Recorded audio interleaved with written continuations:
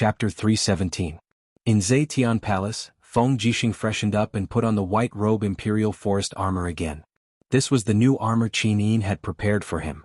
The Qin Empire originally had 6 experts who enjoyed the title of White Robe Imperial Forest: Du Hai, Feng Jixing, Chu Chu, Qin Lei, Lei Hong, and Yao Yuan. Now Du Hai was missing, Chu Chu, Qin Lei, and Lei Hong had died in battle, and Yao Yuan's whereabouts were unknown. In the vast Qin Empire, Feng Jixing was the only remaining White Robe Imperial Forest. On his collar, behind the purple flower, there were 3 gold stars. This was the rank of a commander. Feng Jixing's heart skipped a beat. He felt as if thousands of arrows were piercing through his heart. Jianghu was promoted to the deputy commander of the Imperial Army. In addition, Feng Jixing had taken Xiahou Sang away from the Longdan army camp. Therefore, both Jianghu and Xiahou Sang followed behind Feng Jixing. It looked quite imposing. "Congratulations, General Feng." Tang Lan cupped her fists and smiled. Feng Jixing nodded. "Thank you, Duke Lan." However, behind Tang Lan, Tang Tian, Tang Lu, Tang Wei, and the other Tang clan generals all had looks of jealousy on their faces. They seemed to understand that Feng Jixing's return was a great provocation to the 7 Sea Cities Tang sect's strength. After all, Feng Jixing was Qin Jin's old general and also one of the Empire's 7 divine generals, a famous general of the present age. Feng Jixing submitting to Qin Yin and Su Muyun was definitely not a good thing. Qin Yin sat on the throne and said, "Feng Jixing is loyal, brave, and unyielding. I am specially promoted to Jianghu General and Commander of the Imperial Army. I order you to rebuild the Imperial Army of Lanyan City. In addition, your first mission is to lead 50,000 troops around the dragon-seeking forest and go straight to Tianshu province. Bring Yu Qitian's head to me." "General Feng, can you do that?" Feng Jixing cupped his fists and said, "Rest assured, Your Highness."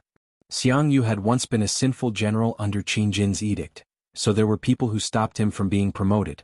However, Feng Jixing was originally one of the imperial commanders, so there was nothing wrong with him being promoted to second-rank state general. At the side, Su Muyun smiled and said, "General Feng, the 50,000 elite troops have been prepared for you.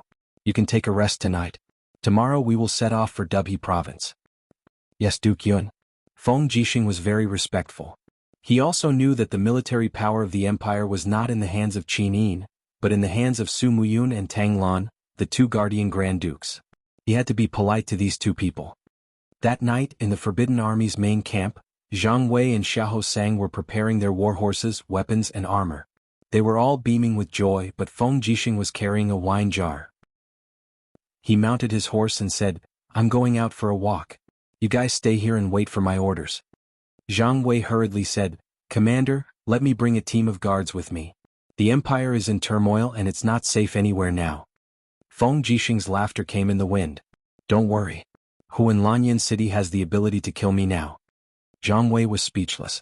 Just as Feng Jixing said, Xianghu had set off for the war. There was no one in Lanyan City who could be a match for Feng Jixing. The starlight scattered on the ground. Feng Jixing rode his horse straight into the imperial mausoleum.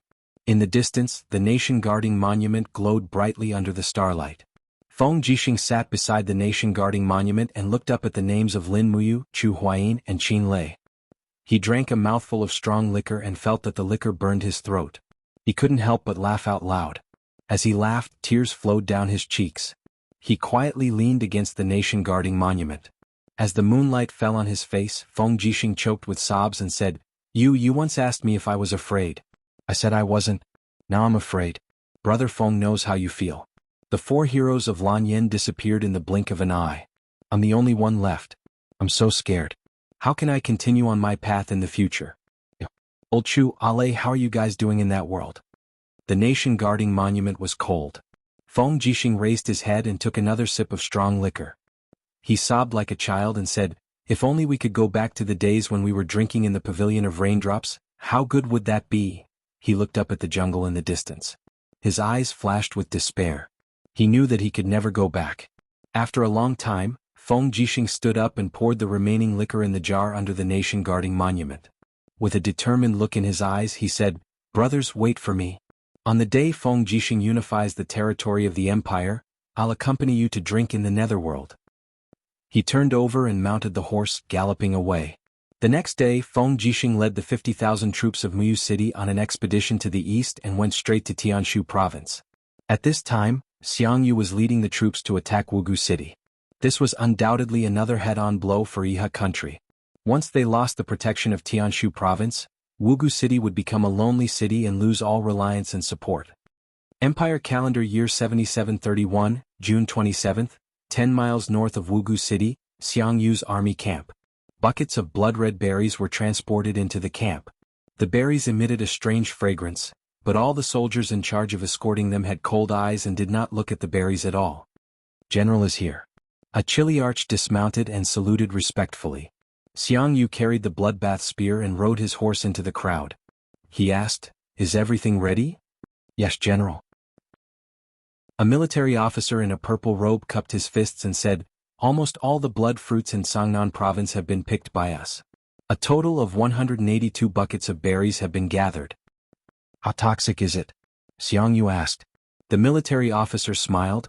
"A 1,000-year-old elephant accidentally eats a blood fruit. It's enough to kill it. In these wooden buckets, there are at least hundreds of blood fruits in each bucket. General should be able to guess the toxicity of these nearly 200 buckets of blood fruits." Good." Xiangyu smiled slightly and said, "Pass down my order to the three armies. From today onwards, our drinking water can only be fetched from the dragon-seeking forest. We can no longer use water from the Rice River. As soon as it gets dark, immediately dump all the berries into the Rice River. The Rice River is the river of life for Wugu City. As long as the Rice River is poisonous, Wugu City will be defeated and destroyed." "Yes." One of the captains of Seven Seas City was astonished and he said, "General, these blood fruits won't just kill the traders of the Iha nation, they'll kill the commoners of Five Valley City as well. There are 2,400,000 people in Five Valley City." "So what?" Xiangyu said lightly, "These people were originally citizens of the empire, but they pledged allegiance to the Iha nation. Death cannot wipe out their crimes. Pass down my order, there must be no mistakes. If there is any crime, I, Xiangyu, will bear it alone." "Yes." That night, 182 buckets of acute pain berries flowed down and melted into the Rice River. The Rice River surrounded Wugu City and provided all the city's daily water supply. The next day, hundreds of thousands of people died in Wugu City. It was chaos. Both sides of the city road were filled with the moans and wails of the poisoned. It was unbearable to hear. A row of cavalry slowly passed. Ding Shi was wearing a general's cloak, his hand on the hilt of his sword. His eyes swept across both sides and said lightly, "It is confirmed that the water source has been poisoned, is it?" "Yes, General." The guard on the side said, "The entire Rice River has been infected with poison. All the dead fish on the river surface have floated up as far as the eye can see." "Bastard!" Ding Shi clenched his fist and said, "Pass down my order, no more drinking water from the Rice River. Dig underground water sources to drink." "But General, the Rice River is deep. The poison must have already entered the underground water. Even if we drink well water, we will still be in danger of poisoning." Ding Shi frowned and said, "Perhaps we should consider withdrawing our troops. Immediately follow me to see the commander." "Yes." The governor's manor in Five Valley City had now become Qin Yi's governor's manor. Ding Shi entered with his sword in hand. When he entered the hall, he saw Ji Yao and LV Zhao from afar. Qin Yi was leaning against a chair with his eyes closed, his face full of fatigue. It seemed that after the northern expedition, which had almost destroyed half of the empire, Qin Yi had not enjoyed the pleasure of becoming a king. "Is it General Ding Shi?" Qin Yi asked lightly. "Yes, General." Ding Shi cupped his fists and said, "Commander, Xiangyu poisoned the Rice River.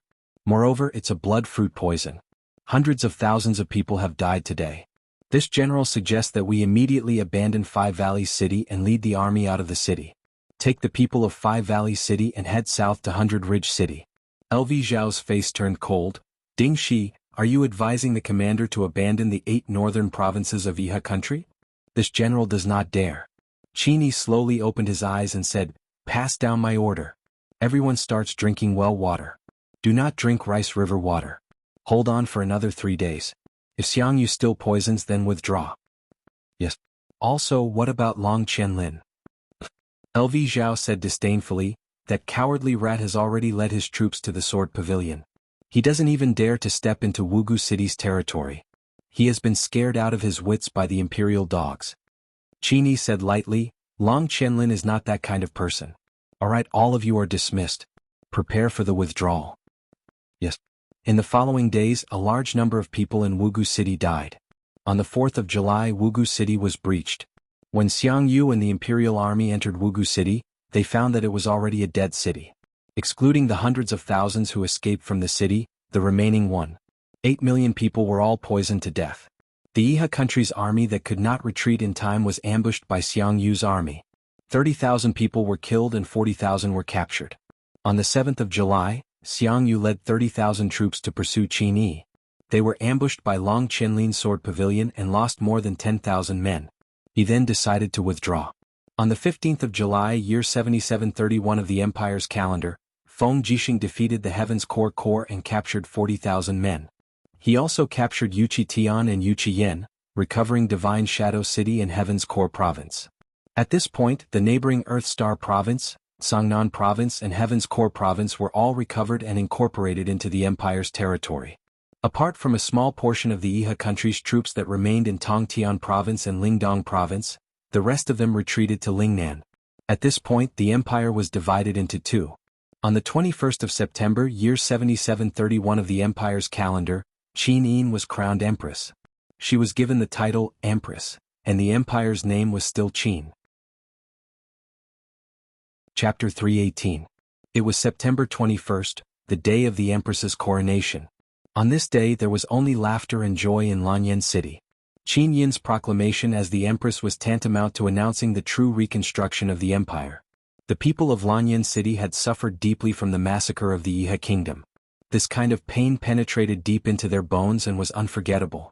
Compared to the hypocrisy of the Iha kingdom, the people loved this generous and benevolent empress even more. The square of Zetian was crowded with countless commoners who had come to watch the empress's coronation. The crowd crowded from Zetian Palace Hall all the way to Tongtian Street. It was extremely lively. Accompanied by the ringing of the bell, the officials divided into two groups and stood outside the main hall. The square of the main hall was filled with the newly organized Imperial Guards and Imperial Guards in bright armor. Feng Jixing and Xianghu, the two famous generals who had just been promoted to first-rank generals, stood guard outside the main hall. "Your Highness, please?" Su Muyun shouted with a smile on his face. Surrounded by the officials, Qin Yi slowly walked out of the main hall. Her beautiful face was expressionless as she stood there gracefully and calmly looked at everyone in the main hall. Her hair was coiled up high and was inlaid with the empress's golden swan neck crown. It was elegant and dignified. Under the velvet shawl, she wore an exquisite blue robe that was the same color as the uniform of the empire's soldiers. Her waist was adorned with gold and silver tassels, and her perky twin peaks protruded from the front of her robe. On the front of her robe, there was a gold-bordered purple flower, which was the empire's emblem. "Shao Shi, present the pearl of imperial power." At her command, Tang Xiaoxi, who was dressed in a beautiful red dress, held a tray in her hand, and respectfully came in front of Qin Yi. She looked up with a smile and said, "Shao Yi, come." Qin Yi nodded with a smile and reached out to hold the golden scepter. This was the treasure that represented the royal power and was once held by Qin Jin. Holding the scepter in one hand and the golden and blue pearl in the other, Qin Yin's snow-white face carried a faint smile as she turned to look at the officials in the main hall and the people of the empire in the distance. For a time, the whole Lanyan city seemed to be boiling at this moment. "Shao Shi, come with me." Qin Yi turned to look at her best friend. Tang Xiaoxi smiled and reached out to hold Qin Yin's little hand. The two of them walked step by step towards the throne. Below the throne, an attendant was holding a golden laurel crown. This was a custom-made laurel crown for the empress. "Grandfather," Qin Yi said softly. Su Muyun hurriedly went forward and knelt on one knee. Then he lifted up the laurel crown and took off Qin Yin's original crown, putting this supreme laurel crown on her. In an instant all the officials knelt down and shouted, "Long live Her Highness the Empress." "You may rise." Qin Yi gently raised her hand. After all the officials stood up, she said, "All of you have helped Qin Yi recapture Lanyan City and even recovered Songnan Province, Tianshu Province and Earthstar Province. 6 of the 8 provinces in Lingbei have returned to the Empire's territory. On behalf of the family, Qin Yi thanks all of you for your hard work and contributions." She bowed and made a ladle-like bow. Immediately, all the officials were overwhelmed by the favor and returned the bow. Qin Yi blinked and continued according to the agreed procedure. Duke Yun of Yunzhong Province, Su Muyun, has contributed greatly to the Empire of Great Qin. He especially conferred the title of Duke Yun, which can be passed down from generation to generation. Everyone shouted, "Congratulations, Duke Yun! Congratulations, Duke Yun!" Su Muyun knelt respectfully in front of Qin Yin and said, "Your old servant thanks your highness."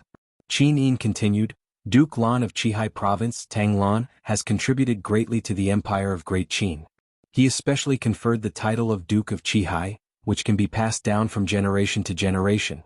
In addition, Tang Jin's second son, Tang Lu, has been conferred the title of Marquis of Lingbei. Tang Ju's eldest son, Tang Tian, has been conferred the title of Marquis of Lingxi. Tang Jin's daughter, Tang Wei, has been conferred the title of Princess Wei." Everyone from the Tang family knelt down to express their gratitude.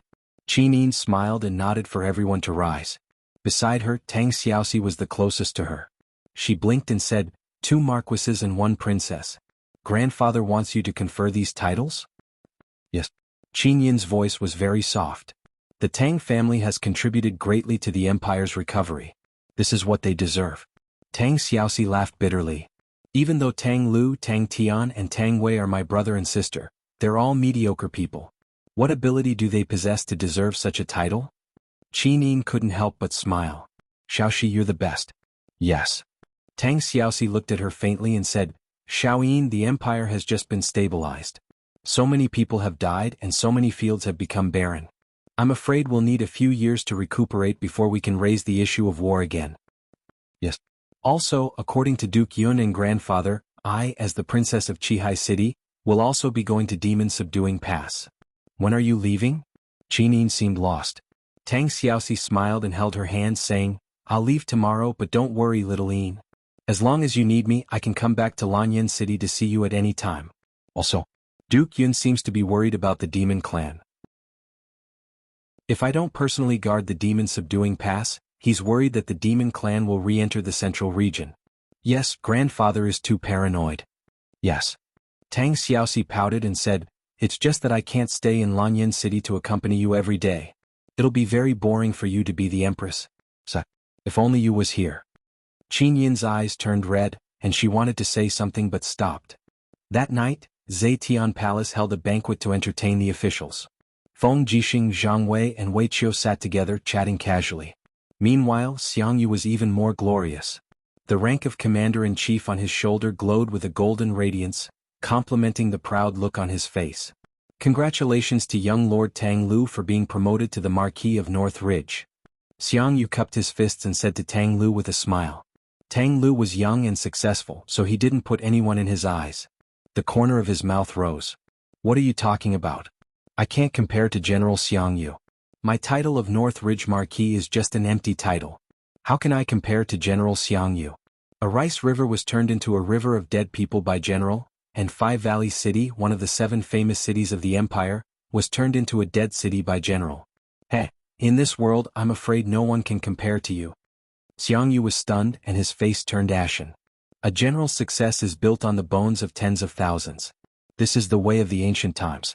"Marquis, why do you have to ridicule me like this?" "Ridicule?" Tang Lu couldn't help but laugh. He patted Xiangyu's shoulder and moved closer to him. "Xiangyu, you're just a stray dog. If grandfather hadn't taken you in, would you have had the chance to accomplish anything? But you're a smart person. I think you should know what to do." Xiangyu's face turned pale. He cupped his fists and said respectfully, "Marquis' lesson is right. Xiangyu will forever remember Duke Lan's kindness of giving me a new lease of life. If I forget, I'll definitely be stabbed by a sword." "Good, that's good." Tang Lu smiled and passed by Xiangyu in a drunken manner. He went to greet Tang Tian, who wasn't far away. One was North Ridge Marquis, and the other was West Ridge Marquis. Tang Lu and Tang Tian could be considered to have a sufficient status in the empire. In the side hall of the banquet, Qin Yin sat beside Su Muyun in silence. "Xiaoyin, what's going on?" Su Muyun asked with a smile.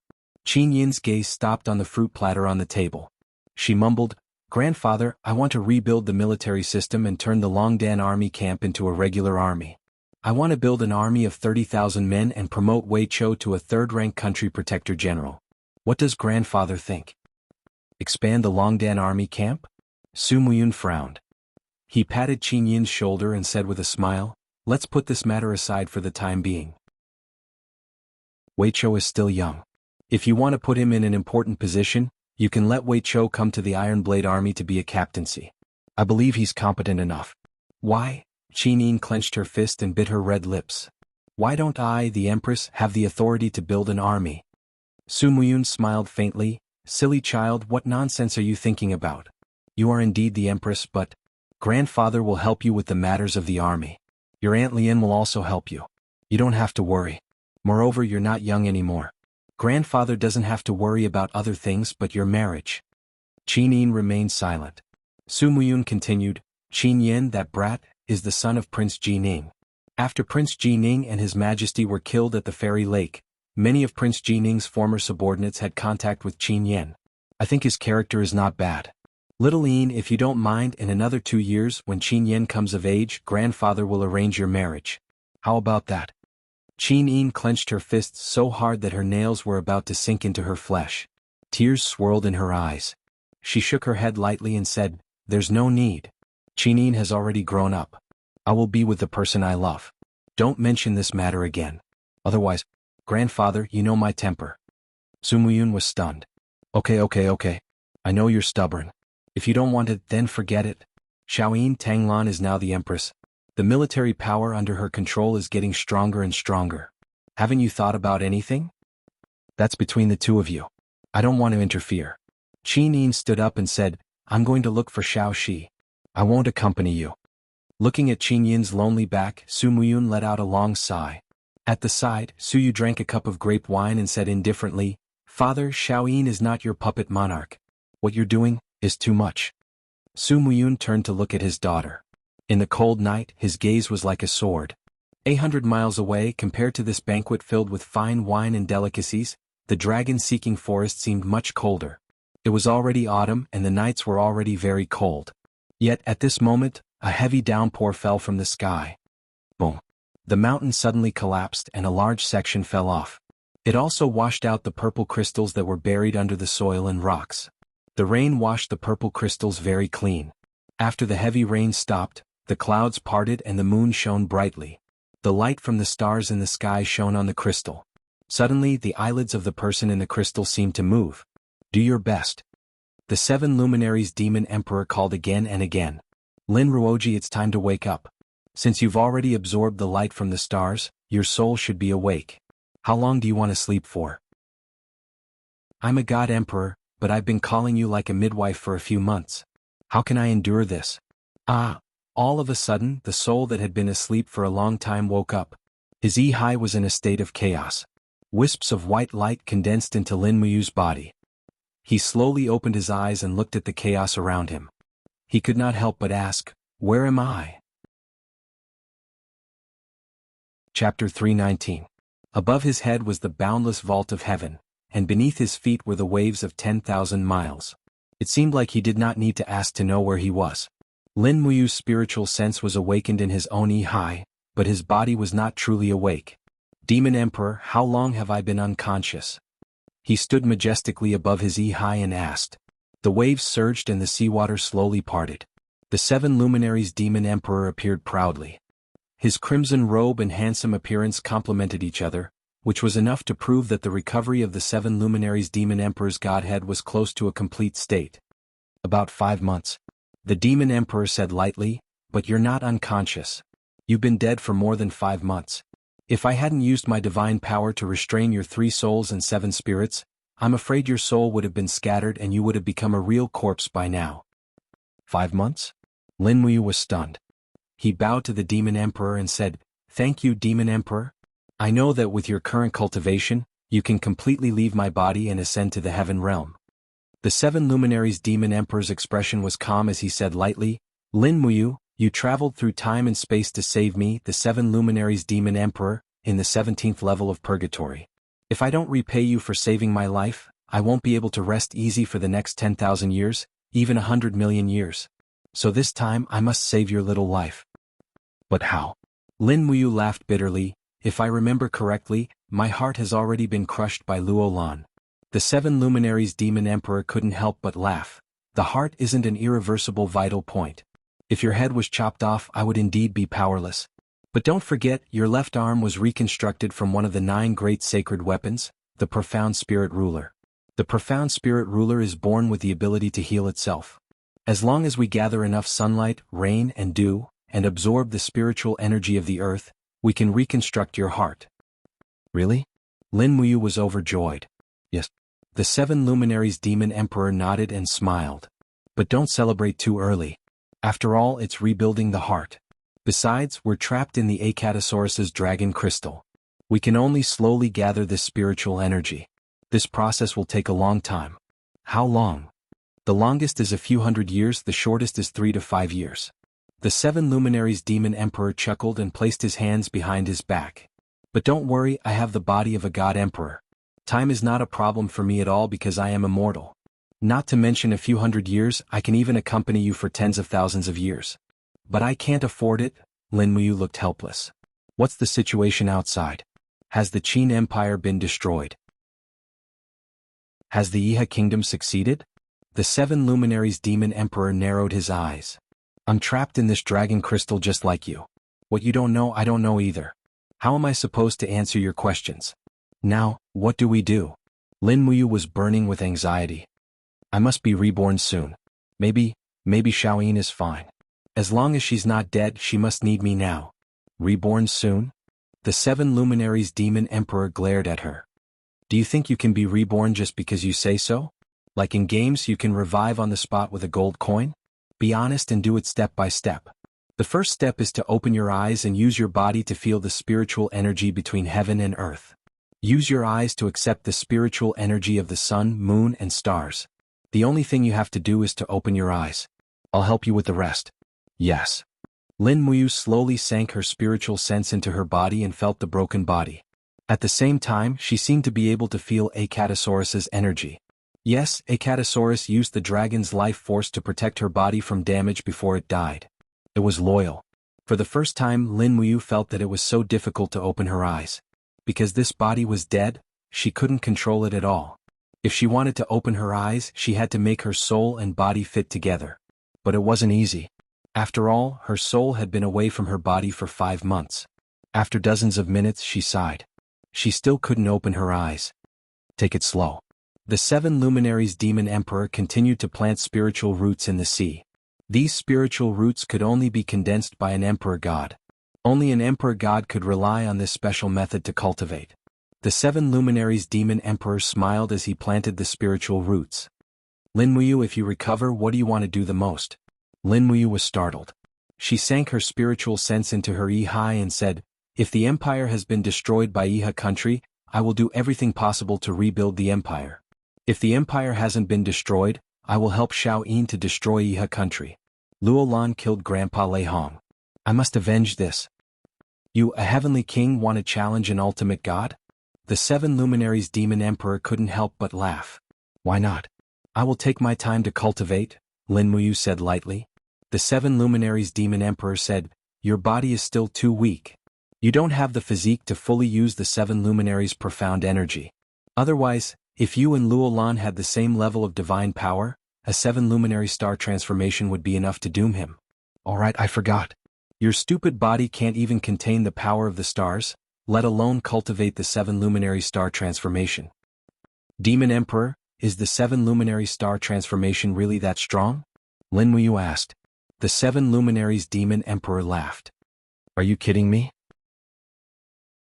The 7 luminaries is the essence of the 7 luminaries' profound energy. It is also this emperor's proudest self-created martial art. Then do I have the chance to master the 7 luminary star transformation? That depends on you.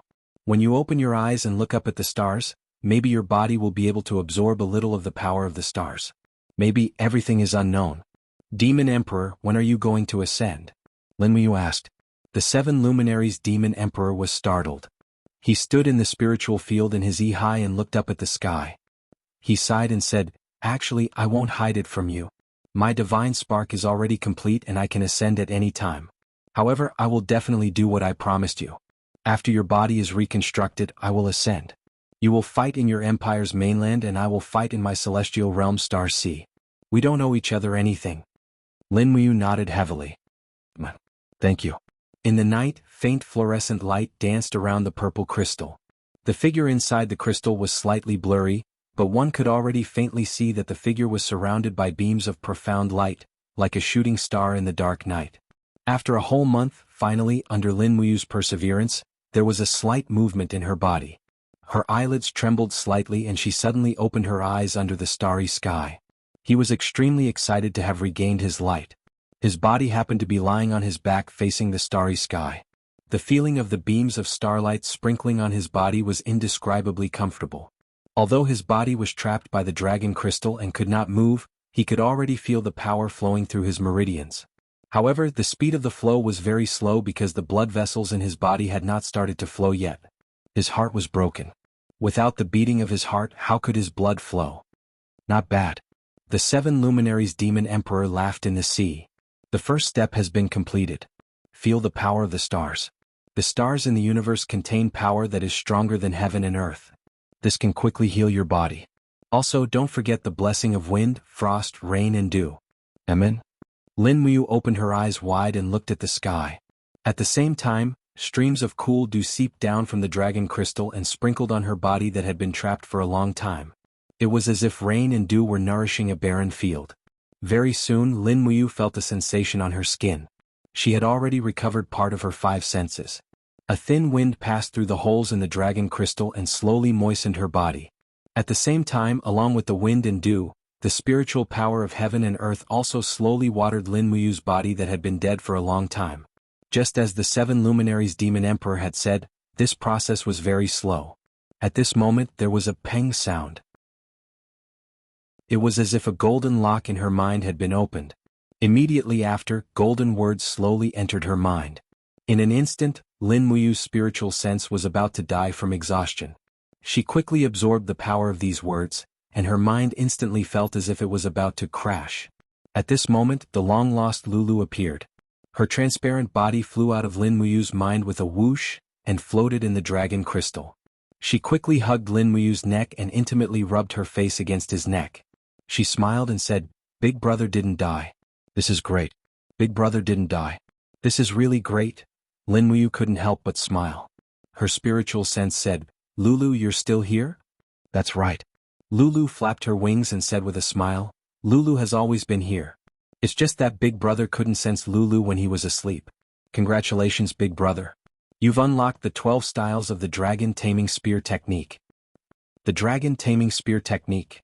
Lin Muyu smiled and remembered. This Dragon Taming Spear Technique was a skill he was proud of in the game Conquer. However, the unlocking process now was the detailed explanation of the 12 styles of the Dragon Taming Spear Technique appearing in his mind. Those golden words were all imprinted in his mind. It wasn't really unlocking it, but for him to learn and comprehend it. Once again, Lin Muyu was stunned by this mysterious power. The Dragon Taming Spear Technique had a total of 12 styles. They were Seeking the Way form, Hongchuan form, Dashing form, Lin Yuan form, Mountain Shaker form, Thunderclap form, Scales Caressing form, Spear Lock form, Break form, Tail Swing form, No Attack form and Dragon Capture form. Each style was stronger than the previous. In the game it was just a skill that could be easily learned. However, in this world each style had more than 1,000 words of detailed explanation, so it wasn't that easy to learn.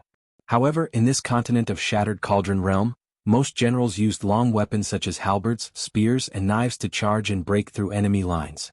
As long as Lin Muyu learned the Dragon Taming Spear Technique, he would definitely be unparalleled in the world.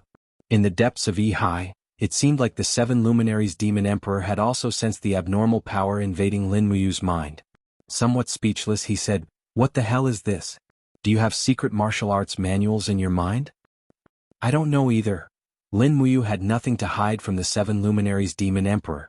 She said, "Ever since I transmigrated to this world, these skills have been unlocked one by one. As for why, I don't know." "Is that so? Let me take a look."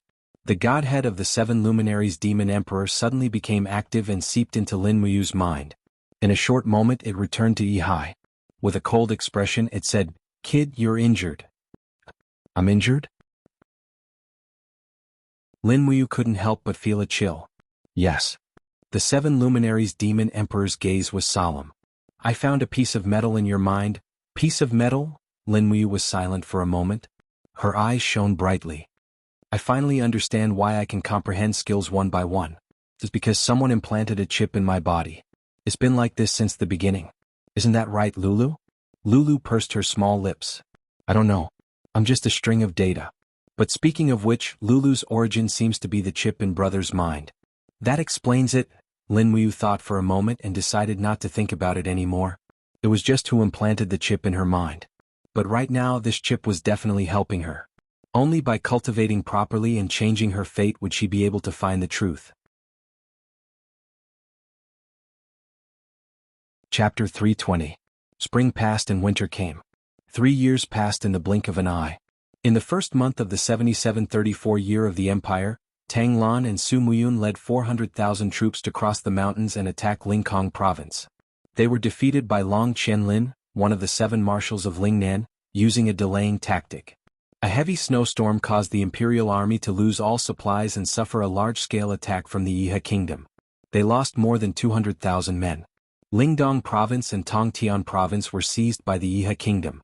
Corpses littered the Qinling mountains for thousands of miles. This was the empire's first crushing defeat since its reconstruction. Even Jianghu and the other generals were injured. In the 3rd month, the army returned to the imperial capital. In the Ziqian hall, Qin Yin's beautiful face had lost some of its tenderness after the baptism of wind and frost, but it now had a mature charm. She pressed her hand on the hilt of the Zine sword and stood majestically in front of the throne. She looked coldly at the people in the hall and said, "Grandfather, Your Highness the Seven Seas King, give me a reason why we lost this time." Tang Lan and Su Muyun knelt before the palace in silence. Feng Jixing stood at the side with his hand on the hilt of his sword. He suddenly walked out and cupped his fists. "Your Highness, we didn't lose this battle. Our every move was under the enemy's control. Most of our supplies were intercepted and burned. That's why the 400,000 troops lost their supplies on the Qinling Mountains. Moreover, they were delayed for too long and didn't have enough clothes. The heavy snowstorm completely lost the Empire's combat power." "What's going on?" Qin Yin asked. Feng Jixing said, "In these 3 years, Lingnan has once again built close to 100 new House of Chivalry in the northern mountain ridge. We have tried many times to encircle and annihilate them but to no avail. They are hidden deep in the mountains and are too cunning. Furthermore, those chivalrous rangers have been constantly reporting our military intelligence to the Yihe kingdom. This is also the biggest reason for our defeat." Qin Yin heaved a sigh of relief and said, "Xiangyu, send troops to guard the borders of Tianshu province and Sangnan province. Don't let the Yihe kingdom attack again. Commander Feng, you're in charge of destroying the House of Chivalry. I don't want the House of Chivalry to exist within the borders of the Empire within half a year." "Your Highness, what, is there a problem?" "Yes." Feng Jixing cupped his fists and said, "Does Your Highness know of the 7 Saint Realm experts of the Yihe country? Han Jun, Lu Zhan, Fan Yun, Duanmu Fang, Xiaohou Yanli and Buhai are all disciples of Luolan. Now, 3 of them have entered the northern mountain ridge. They are hiding in the House of Chivalry in the forest. This is the reason why we have failed to conquer the House of Chivalry." "Are we just going to let them continue like this?" Qin Yin's eyes were filled with determination. She said, "Wei Chou, bring the Longdan army camp to assist General Feng. You must uproot the House of Chivalry in Lingbei province and Sangnan province." "Yes, Your Highness." Wei Chou cupped his fists and said. Beside him, Qin Yan, Luoyu and Fengxi also looked eager. The Longdan army camp had not made a move for a long time. This was an opportunity. As for killing a Saint Realm expert, it was not too difficult.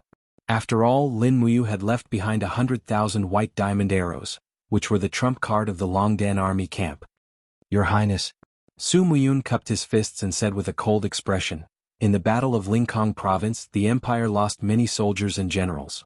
It is all my fault. I ask for punishment and I am willing to strip the title of King of Yunzhong." "It is rare for grandfather to be so righteous." Qin Yin smiled and said, "Approved. Men, strip Su Muyun of his title of King of Yunzhong and restore his title of Duke of Muyun to show that there is a clear distinction between punishment and reward. Grandfather, you don't have to take it to heart. Victory and defeat are common in war. We just have to win it back next time. We have the 7 Seas province, Cloud province, Lingbei province, Sangnan province and Tianshu province, a total of 5 rich and fertile lands. Yihe country will not be able to hold on for long." "Yes, Your Highness is wise." Su Muyun knelt on the ground again. At the side, Tang Lan frowned and finally knelt down slowly. He said, "Your Highness, since Duke Yun has resigned from his title of king, Tang Lan should also resign from his title of duke and restore his title of Duke Lan. Proved. Qin Yin was very happy. In the afternoon, 5,000 imperial guards left the city under the leadership of Feng Jixing, followed by 1,000 elites from the Longdan army camp. Due to Tang Lan and Su Muyun's repeated obstructions, the Longdan army camp was unable to expand to more than 1,000 men. Fortunately, Wei Chou led the troops well. These 1,000 men were all elites, skilled in archery and horsemanship. Their combat strength was far superior to any army of the same size within the empire. Commander Wei Chou. Feng Jixing held the reins and said, "Which mountain do you think we should attack first?" Dragon Rocky Mountain. Wei Chou's expression was not very good. He said, "Those bastards from the Hall of Chivalry reoccupied Dragon Rocky Mountain a year ago. This is a disgrace to our Longdan army camp. I have long wanted to attack Dragon Rocky Mountain." "All right then," the corner of Feng Jixing's mouth rose. He said, "However, Dragon Rocky Mountain is currently guarded by the headquarters of the Hall of Chivalry in Lanyan City. It is said that there is a Saint Realm expert living on the mountain called Buhai. Half a year ago, when Xiangyu went to attack Dragon Rocky Mountain, he was rebuffed and almost lost his life there. Even Xiangyu was not a match for Buhai." Wei Chou couldn't help but be speechless. "That's not it." Feng Jixing's eyes turned cold. He said, "Xiangyu had already stepped into the Saint Realm a year ago. In terms of strength, he should be on par with Buhai. It was just that he received a secret order from Duke Lan to withdraw his troops and return to Lanyan City." Wei Chou said coldly, "Presumably Tang Lan doesn't want Buhai to die." "That's not necessarily true." Feng Jixing placed his hand on the hilt of his saber. With a warm spring breeze on his face, he said, "I guess Tang Lan is worried that Xiangyu, a valiant general, will be killed, so he is waiting for other imperial troops to attack Dragon Rocky Mountain. You should also understand that among all the major legions in the empire, only the imperial guards and the Longdan army camp are directly under the command of the empress." Wei Chou smiled meaningfully. "Unfortunately, the Longdan army camp is limited to less than 1,000 people, and the imperial guards are limited to less than 20,000 people. Otherwise, don't think so much." Feng Jixing tightened the belt of his cloak and said, "Let's take one step at a time. As long as we are here, no one will dare to touch Her Highness. That is enough." "Yes." Wei Chou's eyes flickered with light as he muttered, "It's a pity. Commander is no longer around. Otherwise, he would also be someone who could make decisions. At the very least, he would not let Her Highness suffer so much humiliation." Feng Jixing raised his head to look at the clear sky and said unhurriedly, "That fellow Yu is indeed a rare talent for a general, but it's a pity. Let's not talk about it anymore. Tonight, we will station our troops at the foot of Dragon Rocky Mountain and attack it tomorrow." In Lanyan City, in the spiritual medicine department, birds were chirping and flowers were fragrant. Butterflies were fluttering in the air. Chu Yao slowly opened one of her hands and slowly extracted the essence of the herbs. Her beautiful eyes were very calm. Beside her, the pear-blossom sword was swaying slowly in the air as if accompanying its mistress. "Great Deacon, you are still refining the medicine yourself." An old man dressed in a deacon's attire laughed. "Yes." Chu Yao nodded lightly and said, "If I let myself calm down, I really don't know what to do. So, when I have nothing to do, I will refine more medicine. Deacon Li, is there anything I can help you with?" "Yes." Deacon Li cupped his hands and said, "The Divine Temple needs a few bottles of anti-aging medicine. However, this anti-aging medicine is a level 8 formula. We old fellows are helpless, so we can only trouble Great Deacon to personally refine the medicine." "I see." Chu Yao blinked and asked, "Is the Divine Temple's Great Deacon Guyang sick again?" "Yes." Deacon Li said respectfully, "After Great Deacon Guyang regained control of the Divine Temple, his health has not improved. You also know that Great Deacon Guyang has not stepped into the sanctuary realm, so time is taking away his life. He is already more than 90 years old, so I'm afraid he will not be able to reach the sanctuary realm in his lifetime. He can only rely on anti-aging medicine to maintain his life force." "I understand." Chu Yao pursed her red lips and said, "The level 8 formula needs some time to be refined. Come back to collect it at dusk." "Yes." Deacon Li looked to the side and saw a black pearl hanging on the bracket of Chu Yao's desk, swaying gently. This was what Qin Yin got from Lin Muyu and passed to Chu Yao. "Great Deacon, this pearl. Who are the people carved on it?" he suddenly asked. Chu Yao was stunned. Her graceful body stood there for a long time. After a long silence she murmured, they are the people I yearn for day and night. They are the people I only see in my dreams." Deacon Li was taken aback. He cupped his fists respectfully and bowed to Ling Longzhu.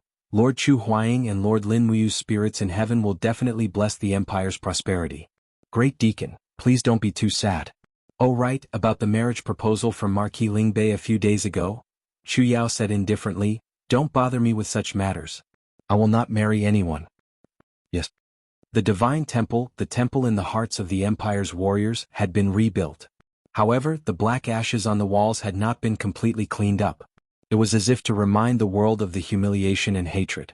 In the Great Deacon's office, Gu Yang's silver-haired hand was holding a pen shakily. He was replying page by page on the file. A young Silver Star instructor said with a smile, "Great Deacon, your hand holding the pen is trembling more and more." Gu Yang glanced at him and said, "You are so meddlesome." "I know." He suddenly put down the pen and leaned back in the chair. He said with a smile, "I'm old. This should have been done by the younger generation. Unfortunately, the talents in the holy sanctum of the Empire have withered. Many geniuses lost their precious lives in the chaos of Lanyan City 3 years ago." "Alas," the young instructor smiled. "Great Deacon, are you talking about Deacon Lin Muyu? Although I have not seen him before, everyone in the Divine Temple remembers him. He is the youngest person in the Empire to have the strength of a heavenly king." "Not only the strength of a heavenly king." Gu Yang's eyes flickered with a faint light. He said, "If you did not die with his speed of advancement, I am afraid he would have already stepped into the holy region." Great Deacon's resignation request to His Highness was rejected. His Highness said that the Longdan army camp also needs people. No matter what, Qin Yan cannot return to the Divine Temple as the Great Deacon.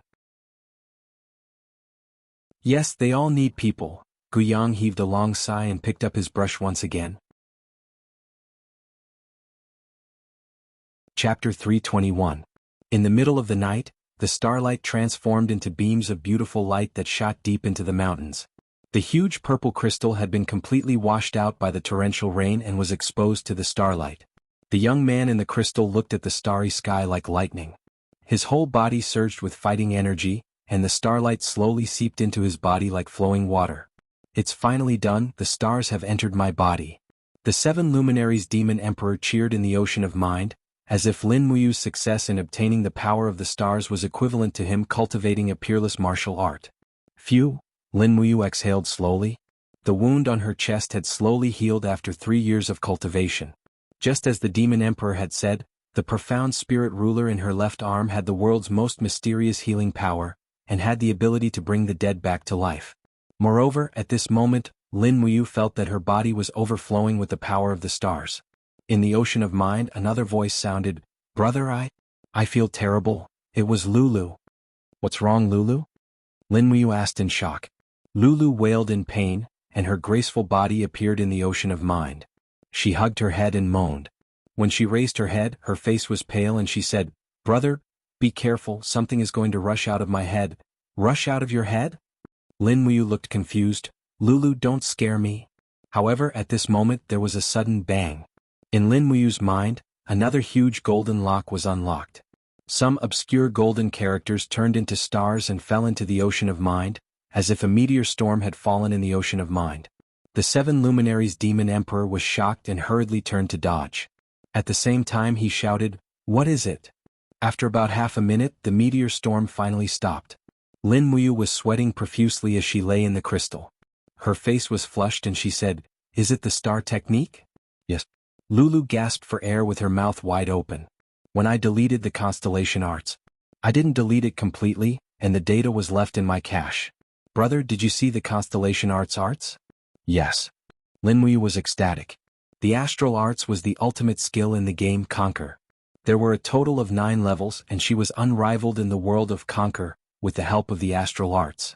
Now that she had actually obtained the martial arts secret manual of the astral arts in the real world of the Shattered Cauldron realm, this was simply a great fortune bestowed by the heavens. The golden words shuttled back and forth in her mind.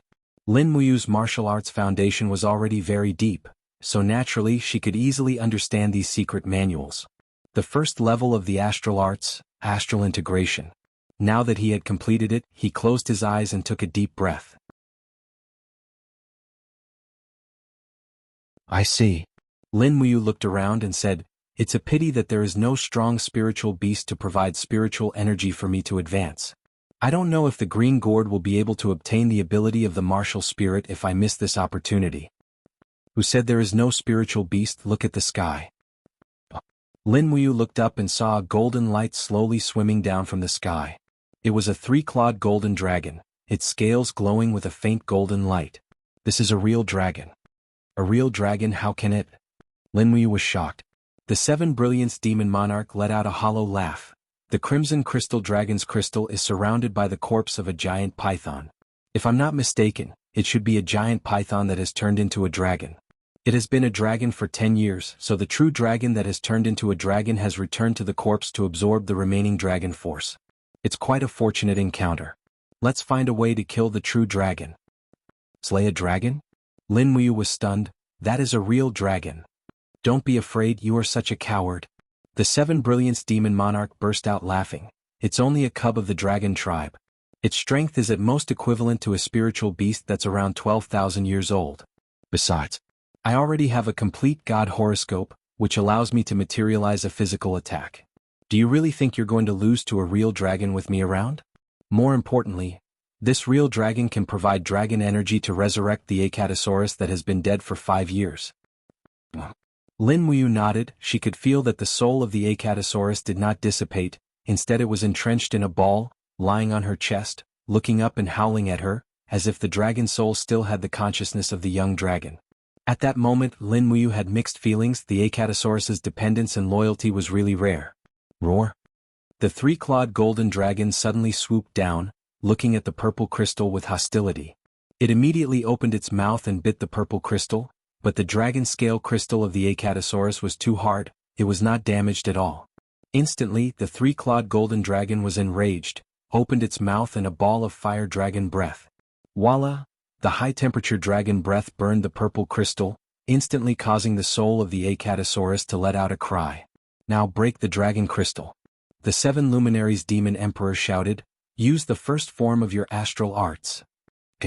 Lin Muyu shouted in a low voice. Starlight once again appeared in her palm. A deep blue star suddenly exploded in the purple crystal. Bang! The entire purple crystal let out an explosive sound and cracks appeared on it. Damn! The Demon Emperor was shocked. No, if this continues, your body will be shattered by the astral arts before the purple crystal is broken. Can you use the Seven Glorious Stars transformation? Let me try. Lin Muyu gritted his teeth and gathered all of his Do Qi. Immediately, the Seven Luminaries' profound force circulated around his body. The profound force slowly turned into stars and appeared in his palm. He opened his palm lightly and instantly, dozens of stars turned into impact energy and blasted out. Bang! The dragon crystal exploded, releasing a golden light that shot into the sky. The golden gourd surrounded Lin Muyu, making him look like a god even though his armor was tattered. The Seven Glorious Stars transformation was indeed frighteningly powerful. Furthermore, it was an AoE attack. It was hard to imagine how much explosive power it would have if it was used in a chaotic battle. However, it was just a thought. The damage caused by the Seven Glorious Stars transformation could not be ignored. At this moment, Lin Muyu's newly reborn body was filled with pain, as if every inch of her skin was about to explode. The three-clawed golden dragon roared and charged towards Lin Muyu. It opened its mouth wide and looked like it was going to swallow this powerful young man in one bite. However, it did not have the chance to do so. Suddenly, a golden figure rushed out of Lin Muyu's eye. It was the Seven Luminaries Demon Emperor with a complete divine spark. Evil creature, how dare you be so arrogant? The Seven Brilliance Demon Monarch let out a roar and opened his hand.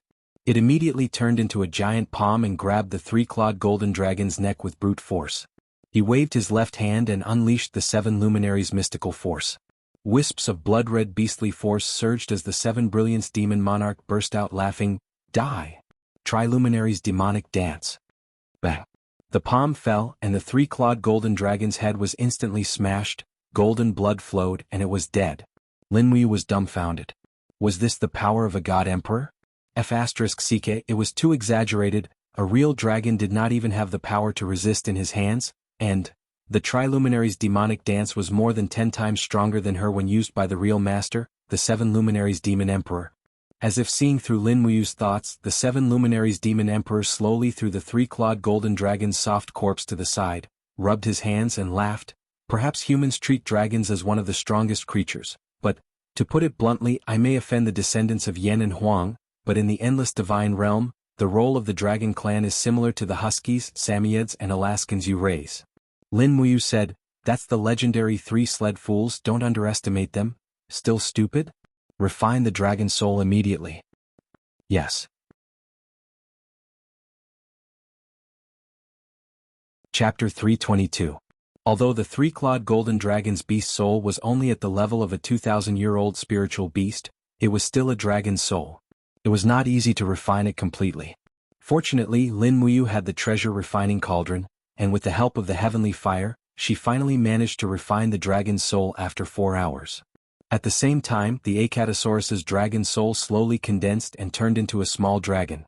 It returned to its original appearance, but it continued to chew on everything. Not only did it finish the huge purple crystal, it also pounced on the 3-clawed golden dragon's corpse. It even swallowed the precious 3-clawed golden dragon's spirit stone. Awoo! It raised its head and howled again. It had evolved. Not long after, 5 golden lines appeared on the small dragon's head. It had actually grown into a 5,000-year-old spiritual beast. As expected, it was from the Holy Dragon clan. After devouring the body of a true dragon, its growth speed was far faster than devouring normal spiritual beasts. As Lin Muyu refined the last of the dragon's soul, she smiled and asked, "Little fellow, what abilities do you have now?" The red crystal dragon proudly strode into the distance. Suddenly, it raised its head and let out a loud dragon roar towards the sky. Wang wang. The dragon's roar turned into a piercingly cold sound wave storm that swept out in all directions. Boom. The 3-clawed golden dragon's corpse before it had fully transformed was instantly smashed into pieces.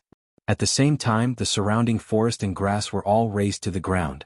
The 7 luminaries demon emperor opened his hand and formed a divine energy domain to protect himself and Lin Muyu from the impact of the dragon's roar. Lin Muyu glared at it and said, "Idiot, aren't you afraid of hurting me?" Xiaolong immediately ran back and rubbed his big head against Lin Muyu's leg. Naturally, Lin Muyu couldn't get angry. At this time, he had finally refined the essence of the 3-clawed golden dragon's soul. He suddenly inhaled deeply, and the golden gourd around him emitted a blinding light.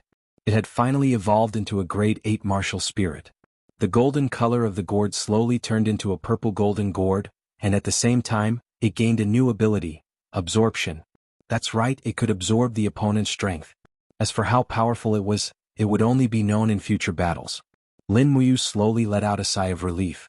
Not long after, the dou qi in her body slowly calmed down.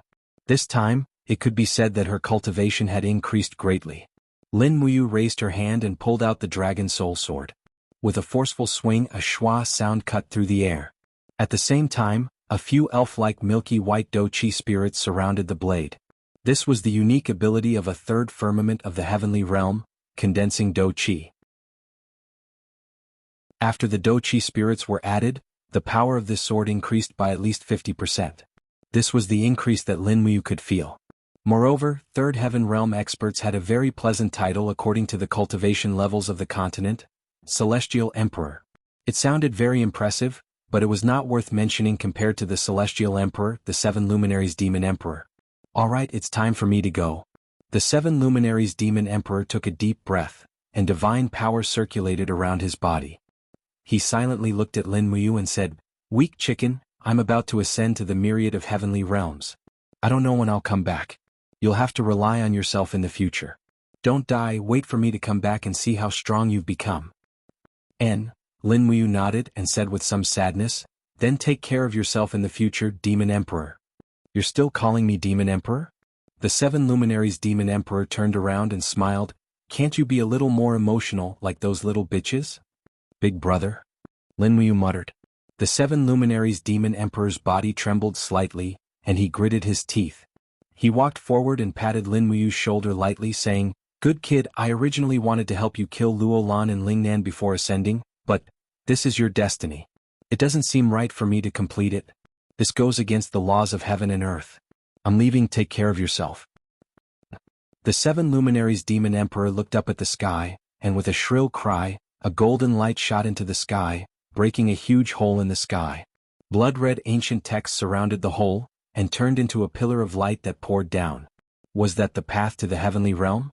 Lin Muyu couldn't help but feel envious but also a little reluctant. Alright, I'm leaving. The 7 luminaries demon emperor leaped, and his whole body flew into the sky and soon turned into a small figure. Lin Muyu sighed. Those who should go must go. She and the 7 luminaries demon emperor met and fought against each other, and both wanted to kill each other, but who would have thought that they would become brothers who would go through life and death together in the end? But at this moment, suddenly, the 7 luminaries demon emperor's cry came from behind again. He turned around and the 7 luminaries demon emperor appeared on the bare ground and said with a smile, "Oh right, there's one more thing I almost forgot." "Oh, what is it?"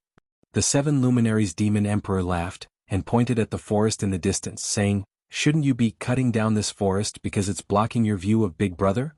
His words instantly made Lin Muyu lose the feeling of parting, and she only shook her head. "You still don't know how to speak. Big Brother, what is it?" "I'll give you a good treasure."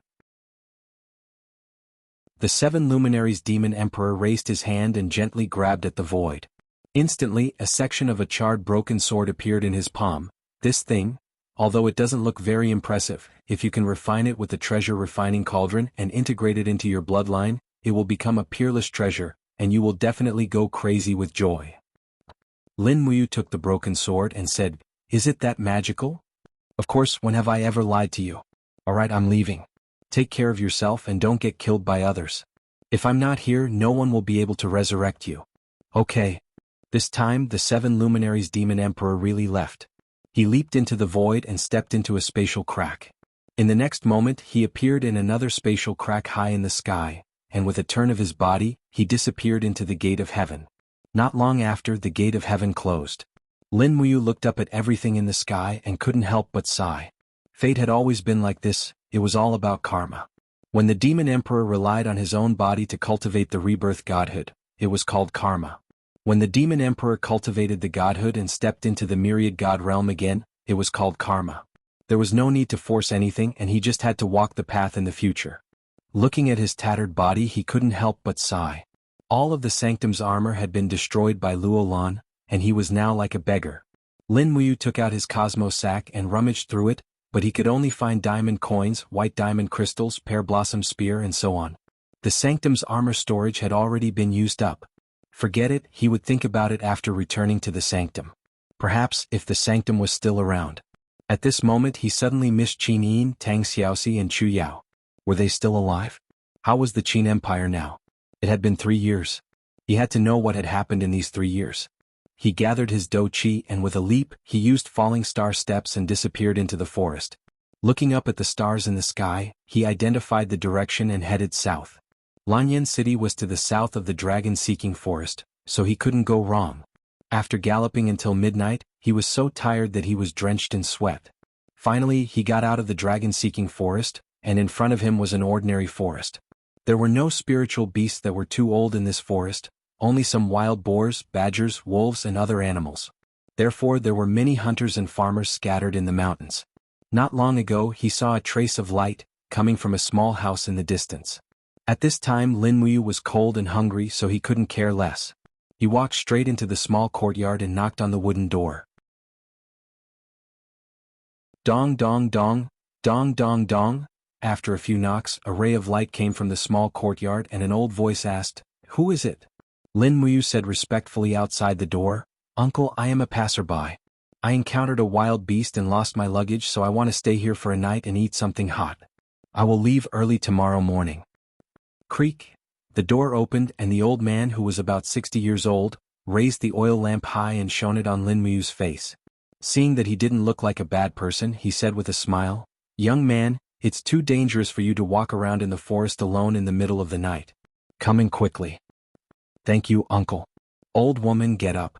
Cook vegetable soup for this young man, steam 2 steamed buns and find a set of my son's clothes." Not long after, Lin Muyu changed into a set of hunter's clothes. The old man looked at him with a smile and said, "This is my son's clothes. He went to Lanyan City to be a soldier 2 years ago and hasn't been back for a long time. You can wear this set of clothes. It's good that you don't think it's shabby." "You went to Lanyan City to be a soldier?" Lin Muyu pursed his lips, put down the soup bowl and said, "Uncle, which army does he belong to in Lanyan City?" The Imperial Army.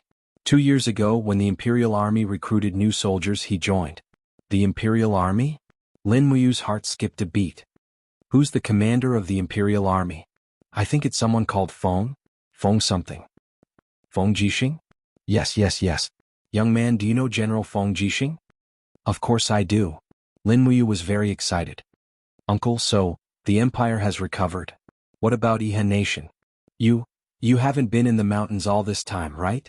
The old man looked at him in surprise and said, those dogs from Iha Nation were naturally driven to Lingnan.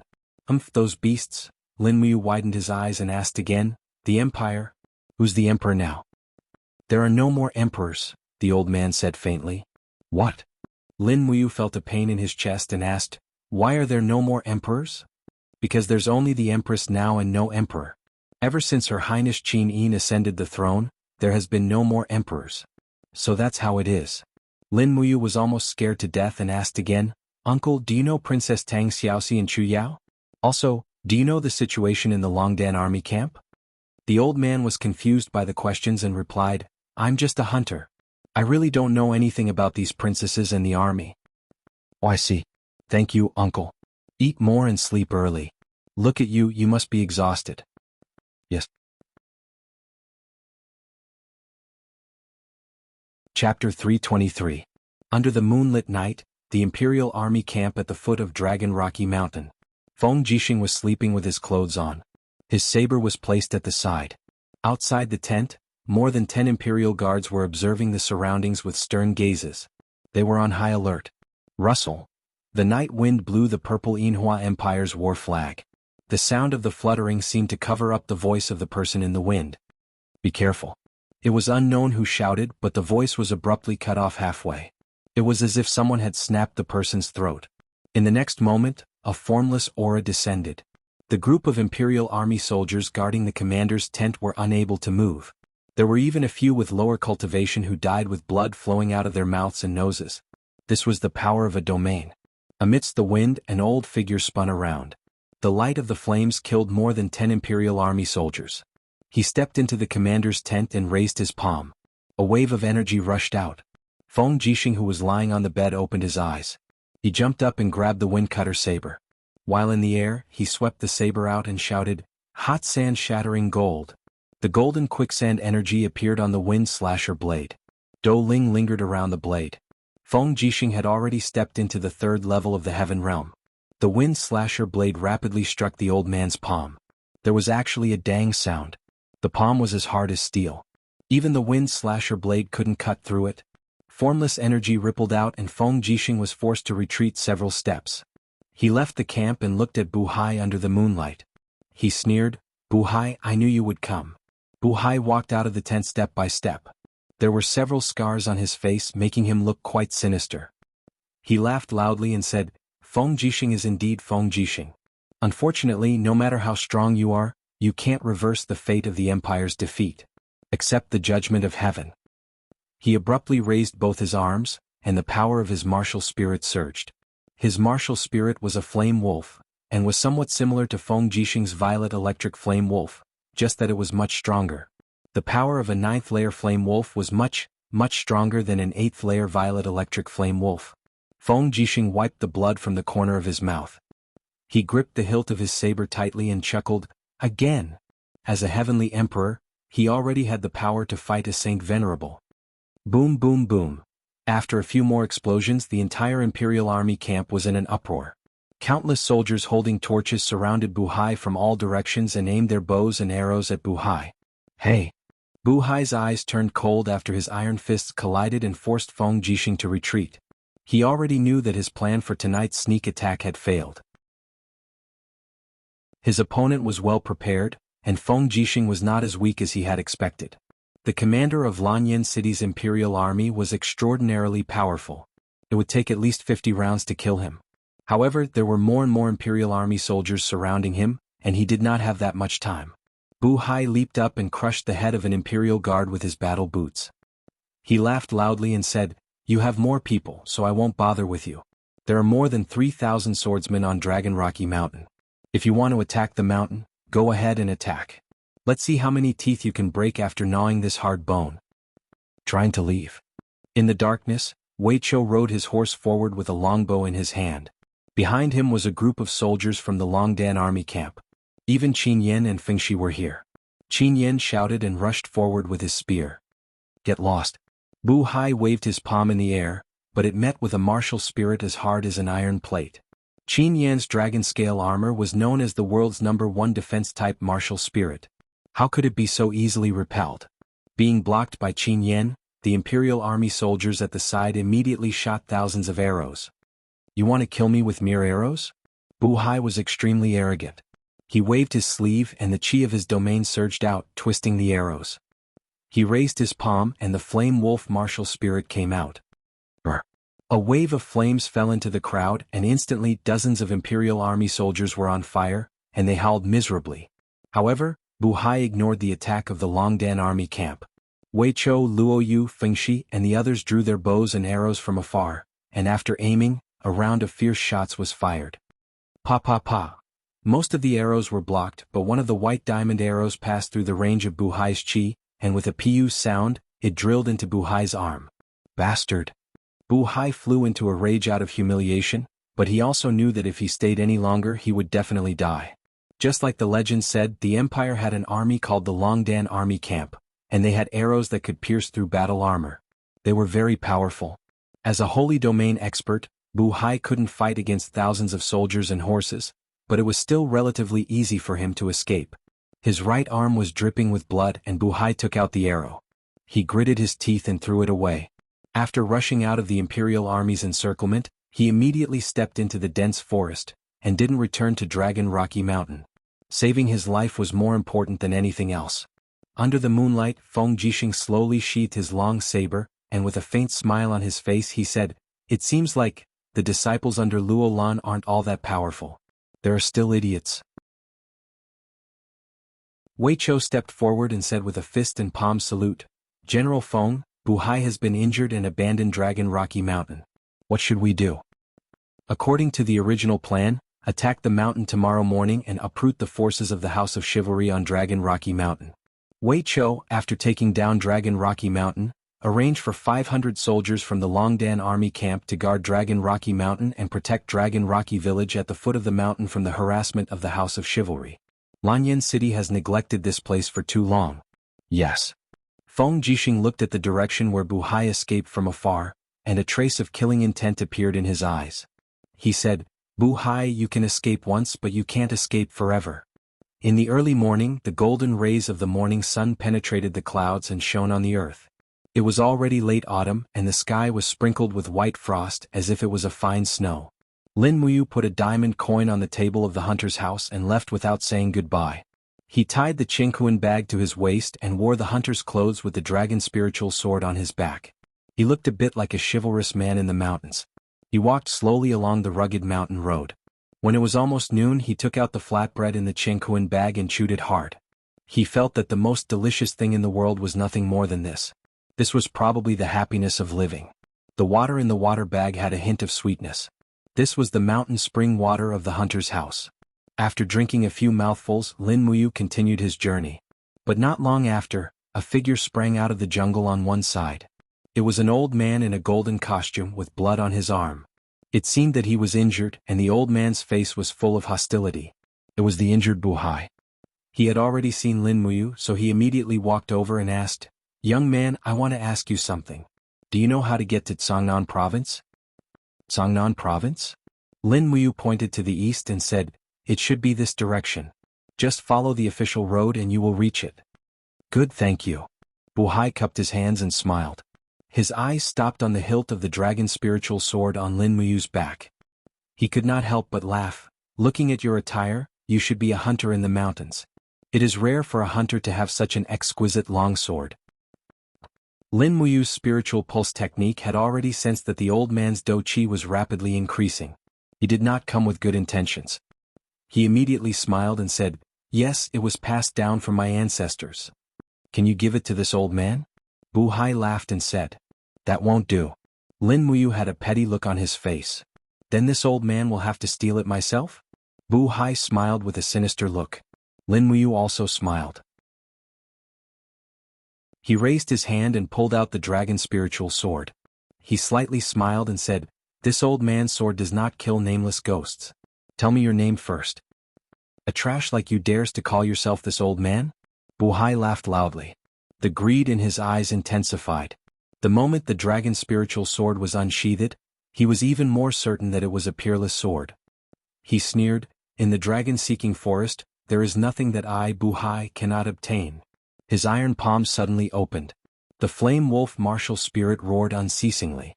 He actually wanted to forcibly snatch the sword. This was exactly what Lin Muyu wanted. The opponent was an expert of the sanctuary, so she first pretended to be weak, and her own chi strength was only at the human realm. Just as Buhai was grabbing the sword, she suddenly raised her do chi to its peak state. The long sword suddenly flipped over, and a spiral chi strength lingered around it. The true dragon primary fire was rapidly injected into it. The rapidly spiraling dragon spiritual sword was not something that could be seized with bare hands. Buhai was startled. He felt the vigorous and overbearing power of the stars in Lin Muyu's body. His eyes swept over. A starlight shot out from Lin Muyu's palm and directly hit his back. "Sneak attack this old man? In your dreams." Buhai suddenly condensed his do chi to form a battle armor behind him to resist Lin Muyu's fierce attack. But he didn't know how strong Lin Muyu's strength was. The power of the star art surged on his arm, and directly hit Buhai's back with initial starlight. Buhai vomited blood immediately. He had lost at least 30% of his strength due to his injuries. Now that he had stumbled into a third heavenly layer heaven realm expert with a unique skill like Lin Muyu, he was on par with her in terms of strength, but he was utterly defeated in terms of moves. Even the Seven Brilliance Demon Emperor was amazed by the constellation art, so how could Buhai possibly resist it? After defeating the enemy with one move, Lin Muyu suddenly opened her hand and grabbed Buhai's throat. She shouted in a low voice, "Who the hell are you?" Buhai gritted his teeth. "Your grandfather is the disciple of Venerable Luolan. If you dare to kill me, Venerable Luolan will definitely not let you go." "Luolan's people?" Lin Muyu frowned. "What, are you afraid now?" Buhai's eyes were filled with pride. Lin Muyu's eyes were cold. "Look at your age, you have lived in the stomach of a dog. Die in peace, Luolan will accompany you to hell sooner or later." True dragon essence fire surged between her fingers and began to burn Buhai's throat. Buhai wouldn't wait for death. He punched with his left fist, and the power of the flame wolf lingered around his fist. Lin Muyu couldn't help but smile. She raised her other arm and spread her fingers. A purple gold gourd emerged, and a boundless cyclone quickly absorbed everything in the world. In the next moment, Buhai's flame wolf martial soul was forcibly sucked into the golden gourd. How? Buhai was shocked. In the next moment, the true dragon essence fire quickly swallowed his body. Chapter 324. Grabbing the purple gold gourd in his hand, Lin Muyu shook it vigorously. Sure enough, the flame wolf was still roaring inside the gourd. This was really amazing. Could the gourd absorb other people's martial spirits? Originally, he thought it was as simple as absorbing energy, but what to do with the absorbed martial spirit was also a big problem. No matter, he would refine it first. He immediately took out the treasure refining cauldron. Under the scorching flames, the flame wolf howled miserably. Even though it was a fire martial spirit, it could not withstand the temperature of the treasure refining cauldron. Woo-woo! Not long after, the flame wolf unexpectedly prostrated and made a gesture of submission. Lin Muyu's heart moved. He raised his palm and ordered, "Enter my body and work for me."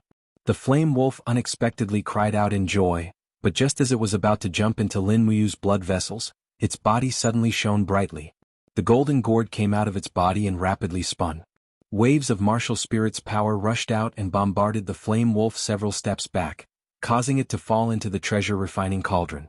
My goodness, the golden gourd is repelling me. Just as Lin Muyu was hesitating, the crimson crystal dragon that was connected to his soul suddenly woke up. The dragon's soul pounced out and bit off the flame wolf's head.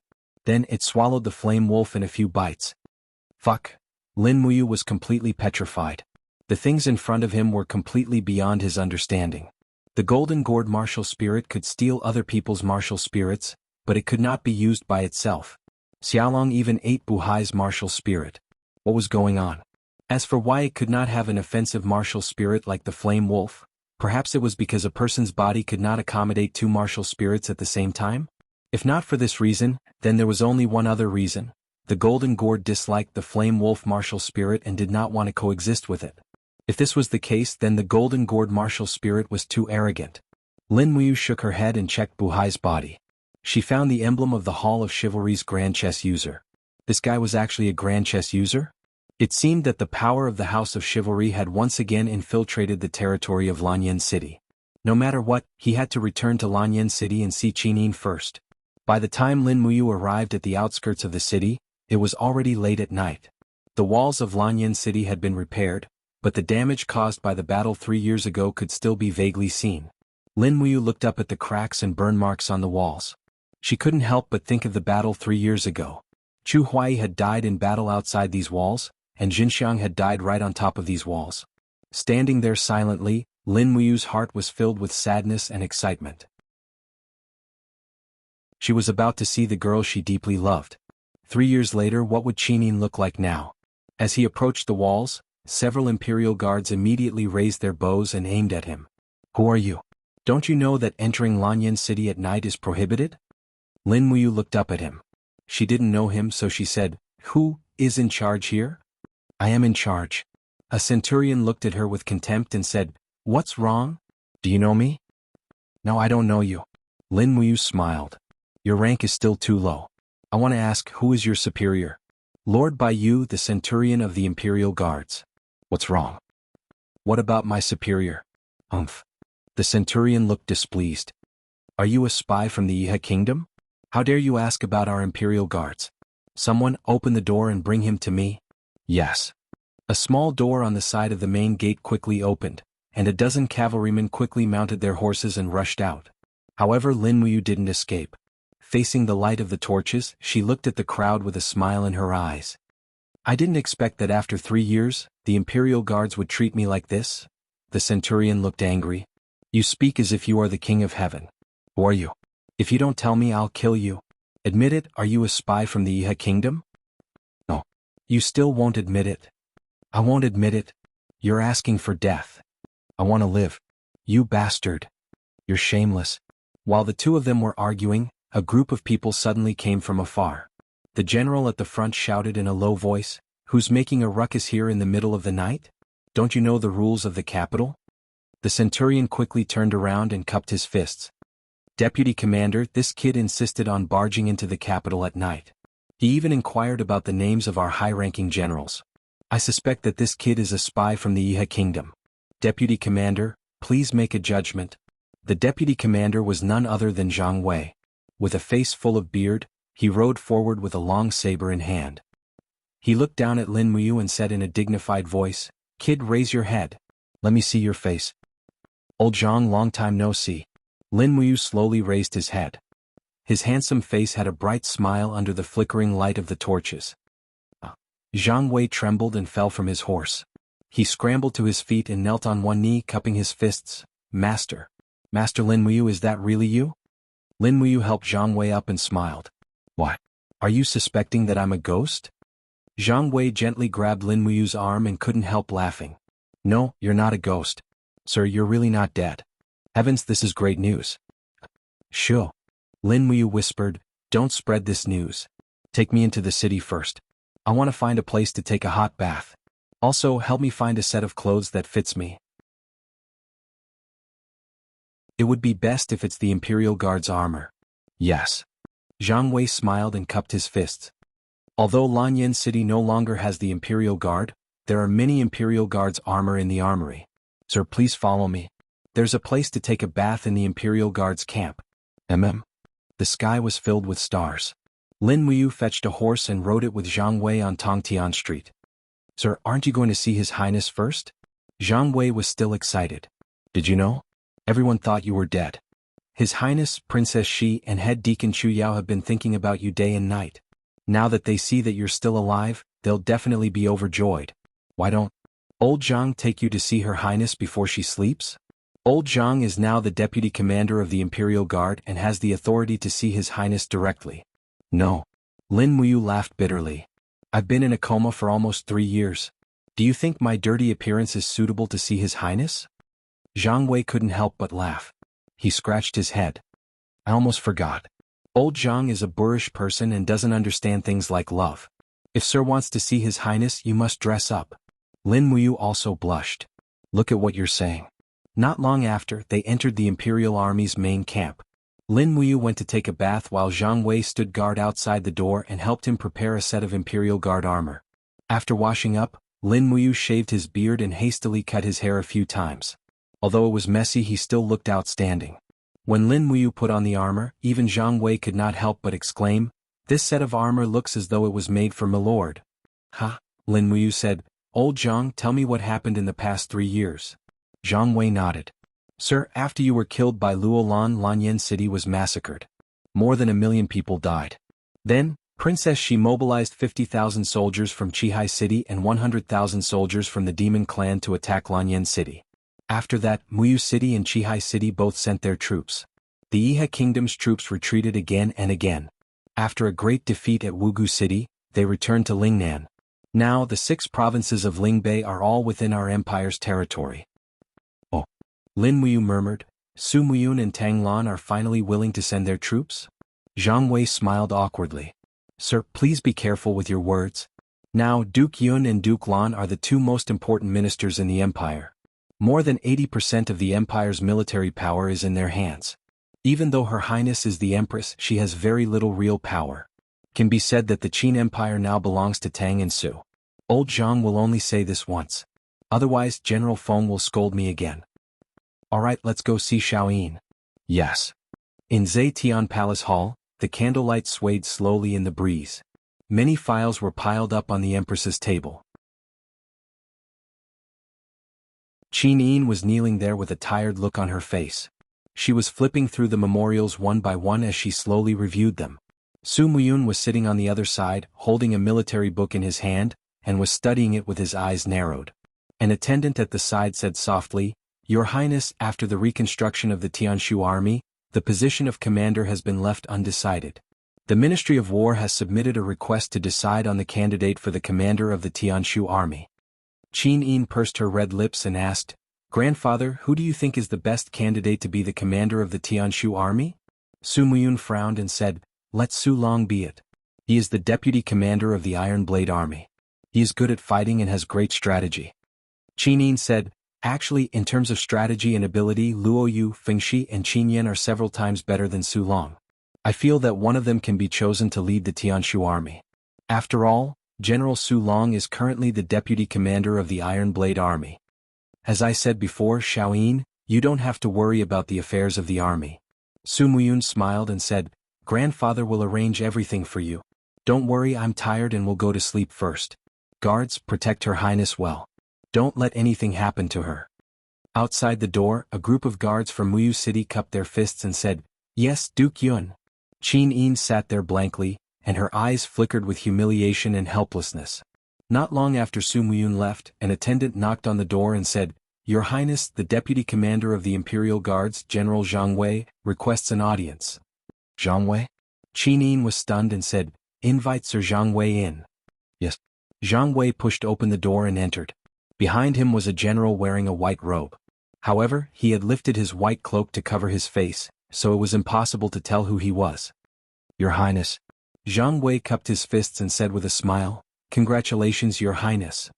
Qin Yin slowly stood up. Ever since Zhang Wei had entered, she had not looked at him at all.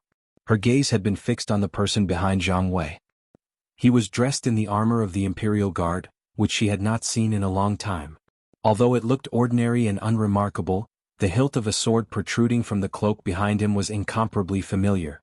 At this moment, Qin Yin's shoulders trembled slightly. She stepped on a pile of memorials and walked down the stairs in a daze. She murmured, "Can you lift your cloak and let me see?" Lin Muyu gently lifted the cloak, and a handsome face appeared in front of Qin Yin. He still had that familiar bright smile on his face. "Xiaoyin, how are you?" Chapter 325. Qin Yin stood there in a daze as if she had been petrified. Her beautiful eyes stared straight at Lin Muyu as tears flowed from her eyes. She shook her head slowly. "It's not true, it's definitely not true. You are not him at all, right?" Lin Muyu naturally understood the pain that Qin Yin had suffered for 3 years. He also understood that she could not believe that it was him in front of her. He smiled and said softly, "Xiaoyin, it's really me. I'm not dead. If you don't believe me, look. He opened his hand and the golden gourd martial spirit slowly appeared in his palm and rotated gently. A few battle spirit energy lingered around his arm. He smiled and said, I slept for 3 years and spent 3 years to heal the wound caused by Luolan. It was the self-healing ability of the profound spirit ruler that saved me. Do you believe me now? You? Qin looked at him with tears streaming down her face. The next moment she opened her arms and threw herself into his arms. She cried loudly, I thought I would never see you again in this life. I thought you really didn't want Xiaoyin anymore? Lin Muyu gently stroked her back and said, How could that be? I said I would definitely come back to see you. Xiaoyin, don't cry. I'm fine now, Qin shook her head forcefully, but she still could not stop crying. It was as if she wanted to vent all the pain and longing she had for the past 3 years. Her tears wetted Lin Muyu's neck and collar. There aren't many armors left for the royal guards. You've ruined this one with your tears. I'm afraid there won't be any more left. Lin Muyu said softly with a smile. Qin wiped her tears and looked at him with teary eyes. She smiled through her tears and said, Then the Ministry of Works can continue to forge armors for the royal guards. It's not like there's no more material. But the royal guards are all gone. Lin Muyu murmured. Yes, the Imperial Guard is gone, Qin said with a sense of loss. Xiaoyin, you are now the Empress and no longer the little princess. You can't keep relying on me. That's not good, Lin Muyu said as she patted her back. However, Qin still wrapped her snow-white arms around his neck and said lovingly, But I'm worried that once I let go, you'll disappear and everything in front of me will just be a beautiful dream. I won't. Lin Muyu said lightly, Since I'm back, I won't leave. I'll always be by your side to accompany you and protect you. Don't worry. At this moment, a group of accompanying officials looked at them with astonished gazes. Many of these people were newly promoted officials and didn't know Lin Muyu at all. Naturally, they were also very astonished. The high and mighty Empress Qin actually threw herself into a man's arms. This was really an unprecedented event. Qin left Lin Muyu's embrace but still firmly held onto his left hand, as if she was really afraid that he would suddenly disappear into thin air. Jianghu coughed and said with a smile, I just received a letter from Commander Yu. Commander Feng Jixing and Commander Wei Chou have already conquered Dragon Rocky Mountain and will be returning to the city tomorrow. Lin Muyu was pleasantly surprised and said, Wei Chou didn't die either? Yes, 3 years ago the Longdan army camp was established as one of the Imperial Legions. General Wei Chou is currently the commander of the Longdan army camp. Luo Yu, Qin Yan and Feng Shi were appointed as deputy commanders. That's really great. Lin Muyu was overjoyed. Everyone is fine. Oh yes, where's Xiao Shi? Qin said with a smile. Xiao Yin and Tang Zhen are leading 50,000 soldiers to guard the demon-subduing pass. However, they should be making a trip back to the imperial capital tomorrow. You don't have to run over to the demon-subduing pass. Yes. Lin Muyu looked at the group of courtiers in front of her and frowned. Qin immediately understood and raised her hand. All of you can withdraw. I have something to say to General Zhang Wei. Everyone took their leave.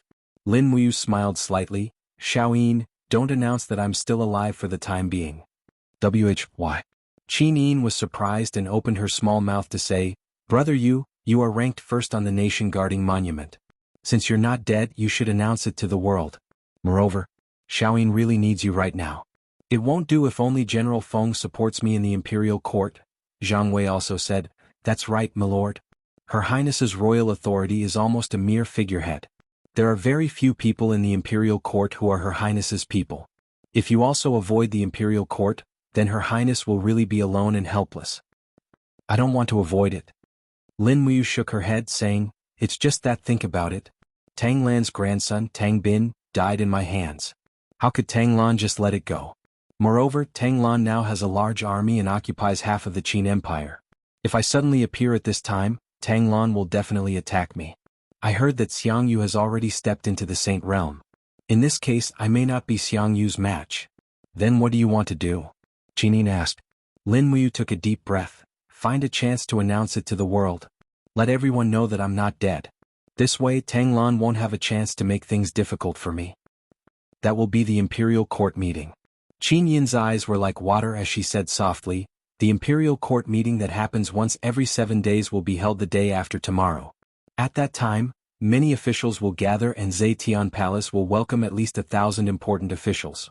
At that time I will announce that Brother Yu is still alive. How about that? Alright, let's do that. Lin Muyu looked at Qin Yin and asked, "What does Xiao Yin plan to do for me?" Qin Yin moved her lips and said, "Confer me the title of General-in-Chief and appoint me as the commander of the Imperial Army.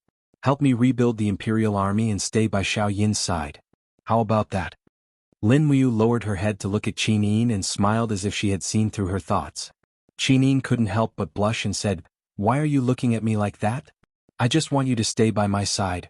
Lin Muyu smiled again and said, "Big brother Feng is already by your side as the commander of the Imperial Army. At this time Xiao Yin needs someone to charge and break through enemy lines and seize land for you. This person is probably me. So there's no need to say anything more. If we can really expand the Longdan army camp, I'm willing to lead the troops to conquer Iha country. But you just came back to my side." Qin Yin pouted and said with a bit of rebuke, "I know." Lin Muyu sat by her side again and said, "I also want to stay by your side. Who wouldn't like to have good wine, good food and beautiful women by our side every day?" Zhang Wei nodded repeatedly and said, "I like it too." "You are not allowed to speak. I'm not talking to you." Lin Muyu continued to look at Qin Yin and said, "It's just that Xiao Yin is now the empress but has suffered all kinds of grievances. This can't be. Father didn't entrust this to me before he left. So, what Xiao Yin has lost as her brother, I will definitely take it all back inch by inch." Okay. Qin Yin nodded and said, "But you still have to accompany me more. It's been 3 years. Xiao Yin misses you, got it?" Zhang Wei asked, "Madam, why don't old Zhang return to the Imperial Army camp and you stay and serve the Empress tonight?" Qin Yin's face immediately turned red. Lin Muyu was also a little puzzled. This Zhang Wei's words were getting more and more straightforward. How could she say it in a roundabout way? "No need. I want to go back to the Holy Temple to sleep. I haven't seen Grandfather Guyang in a long time." Then, Qin Yin blinked and said, "Can Xiao Yin go with you to the Holy Temple? Tonight. I don't want to leave Brother Yu." This, Lin Muyu was a little speechless and said, "Old Zhang, think of a way." Zhang Wei grinned and said, "Humph, in the end you still have to rely on me. How about this? Your Highness, just say that you are tired and go to Phoenix Perching Hall to change into a guard's uniform and sneak out with us to the Holy Temple. Tomorrow morning you can rush back to Zetian Hall without anyone knowing. But Grandfather's guards will be watching." This, Lin Muyu frowned and said, "Don't worry, they won't know." Okay. At Phoenix Perching Hall, Qin Yin went into her bedroom to change. In fact, she just needed to put on the Empress's clothes and the guard's armor. Lin Muyu and Zhang Wei secretly swapped Qin Yin and rode out of Zetian Hall in the night. At night, Tongtian Street was deserted and was no longer as prosperous as it was 3 years ago. Although the shops along the street had been renovated and merchants had moved in, it was still a city that had been baptized by blood, and the people were still living under a cloud of worry. In the distance, the Holy Temple and the Spiritual Medicine Department looked at each other. Lin Muyu couldn't help but be moved. Was Chu Yao in the Spiritual Medicine Department? Qin Yin saw this and burst into laughter. "How about this, after visiting Great Deacon Guyang, I will accompany you to the Spiritual Medicine Department to visit Great Deacon Chu Yao. She will definitely be wild with joy when she sees that you is still alive." Okay. Lin Muyu rode his horse slowly to the front of the Holy Temple. The deep pit where Lei Hong died in battle had already been filled up. Fallen leaves fell on the street with the wind, and it looked exceptionally desolate. Dismounting from his horse, Lin Muyu looked at the Holy Temple from afar and suddenly felt a pang of bitterness. He suddenly remembered what Lei Hong had said to him. From the day he entered the Holy Temple, his soul was branded with the Holy Temple. Therefore, no matter how high he flew or how far he went, he would eventually return to the Holy Temple. At this moment, Lin Muyu returned to the Holy Temple again. It was as if his fate had been predetermined long ago. Looking up at the golden words on the Holy Temple, Lin Muyu sighed and clenched his fists. Zhang Wei rode forward and said to the 2 guards, "Deputy Commander of the Imperial Guards, Zhang Wei, requests an audience with Great Deacon Guyang." The guard said respectfully, "Sir Zhang Wei, I'm afraid the Great Deacon is already asleep." "Then wake him up." Zhang Wei smiled slightly, "Tell him that I, Zhang Wei, have great news to tell him." The guards were startled, then smiled and said, "If that's the case, Sir Zhang Wei, please wait in the guest hall. This subordinate will go and wake the Great Deacon up to see you." The 2 behind, My subordinates, can they come in together? Of course, please come in.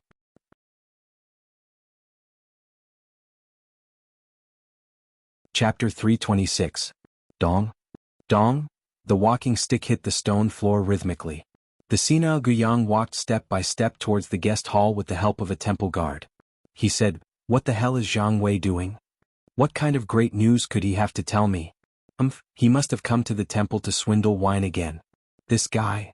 Zhang Wei stepped forward and cupped his fist with a smile. "Great Deacon Guiyang, it's been a long time." Guiyang looked at Zhang Wei with blurred eyes. "Oh, it really is Lord Zhang Wei." "Ah." Zhang Wei's eyes swept across and signaled, "I want to speak to Great Deacon Guiyang alone. You can all leave." The few temple guards cupped their fists and left the guest hall. Guiyang looked at Zhang Wei and said, "Say it, what good news is it?" "I brought someone for you to see, hee." Zhang Wei pointed at Lin Muyu behind him and said with a smile, "The surprise I was talking about is him." "Oh?" Guiyang walked towards Lin Muyu step by step with his walking stick and asked, "Lord, you are?" Lin Muyu lifted his hand and lifted the royal guard's hood. His handsome face was filled with a bright smile. "Grandpa Guiyang, it's been 3 years." "You." Guiyang instantly recognized Lin Muyu and his face was filled with disbelief. Lin Muyu didn't say anything. He raised his hand and pulled out the dragon spirit sword with a dang sound. The image of a golden gourd appeared around the blade. He smiled and said, "Don't ask me if I'm alive or not. I've been dead for the past 3 years, but 2 days ago I was resurrected." Guiyang was so excited that his whole body was trembling. He threw away his walking stick and went forward to touch Lin Muyu's face. He was so excited that he couldn't even speak clearly. "It's really you? It's really you is back." Great. Lin Muyu smiled. "Grandpa Guiyang, it's really me who came back to see you. How have you been these 3 years? Guiyang was already in tears. Once the great deacon died, the entire divine temple fell apart. We spent a whole 3 years to rebuild the divine temple, but the people have changed. The divine temple is no longer as glorious and prosperous as it was in the past. Lin Muyu held onto his arm and said, "Don't worry, temple will rise again as long as we have hope in our hearts." "Yes." Guiyang said, "It's good that you is back. This old man, can finally abdicate my position. From today onwards, you will be the great deacon of the temple." "That won't do." Qinin spoke. She lifted her cloak and revealed a beautiful face. She smiled and said, "Great Deacon Guiyang, brother Yu has just returned to my side. There are still many things that I need him to do. You can't just take him away from me like this." Guiyang hurriedly cupped his fists and saluted, "Greetings, Your Highness. No need to be so courteous." Qinin stepped forward and helped Guiyang up. She said, "Great Deacon Guiyang is an old and meritorious minister. Greeting me like this is too much. Please get up." Guiyang said, "Why did Your Highness come to the divine temple with you?" As soon as he said this, Guiyang thought about how Qinin and Lin Muyu were actually a pair of lovers. He couldn't help but feel that his question was unnecessary. He immediately smiled and said, "This old minister will immediately arrange a room for Your Highness and you." Qinin smiled and nodded, "Arrange a room next to each other. Also, don't let anyone know that we are coming to the divine temple. It's not time yet. This old minister understands. Then we will go to the spiritual medicine department to pay our respects to Sister Chu Yao." "All right." In the middle of the night, the lotus pond in the spiritual medicine department was sparkling. The fragrance of lotus wafted in the air. Suddenly, ripples appeared on the surface of the water. A beautiful girl dressed in the clothes of a great deacon leaped onto the water. Her feet were shrouded in dense fighting spirit, preventing her from sinking into the water. Step by step, she walked on the water, cultivating the heart and cultivating qi. These were the realms that Chu Yao pursued. Only when her heart was completely calm could she walk on the water. In the blink of an eye, 3 years had passed. After Chu Yao became the great deacon of the spiritual medicine department, she did not slack off in her cultivation. She had already stepped into the heaven realm half a year ago. With this level of cultivation, not to mention the spiritual medicine department, even in the divine temple, she was already considered outstanding. In the distance, 3 figures slowly approached. Suddenly, a familiar voice rang out. "Sister Chu Yao." "Ah?" Chu Yao was stunned. This voice was so familiar. She had softly called her name in her dreams countless times, but now she heard it in reality. Chu Yao even felt like she was dreaming. "Sister Chu Yao, turn around." Lin Muyu was still on the shore. She said with a smile. Chu Yao stared blankly, her mind in chaos. Now that she was sure this was real, her heart was no longer able to calm down. Naturally, she couldn't control the water any longer. Her delicate body gently fell into the pond, and she let out a startled, "Ah!" Lin Muyu reacted quickly. The moment the water covered Chu Yao's ankles, the golden gourd vine flew out and supported Chu Yao's body. Then Chu Yao stepped lightly and followed the gourd vine to the shore. "You?" She stared at him dumbfounded. "Why you? I'm not dreaming, am I?" Qin Yin chuckled beside her. "If this is a dream, brother, you will not appear with me." Chu Yao blushed. "Chu Yao greets your highness." "You're welcome, Sister Chu Yao." Chu Yao immediately looked at Lin Muyu again. "What's going on? Tell me this is real, quick." Lin Muyu did not speak. She directly walked forward and held Chu Yao in her arms. She said, "During the 3 years I was in the state of death, I was always worried that something would happen to you and Shaoyin. You would be killed by the beasts of Yihe country. Now I see that you are all right. This is really great." Chu Yao already had tears in her eyes. She said in a trembling voice, "I know. You met Luo Lan because he wanted to go back to Lanyan City to find me? I almost killed you. This is not your fault," Lin Muyu murmured. "If you want to blame someone, you can only blame Luo Lan for killing the innocent despite being a god." With that, Lin Muyu let go of Chu Yao and said with a smile, "It seems that Sister Chu Yao has not slacked off in the past 3 years. Your cultivation has improved a lot. Don't make fun of me." Chu Yao blushed and said, "Compared to you and Her Highness Yin, my cultivation is not even worth mentioning." Jianghu cupped his fists and said, "Head Deacon Chu Yao is too humble.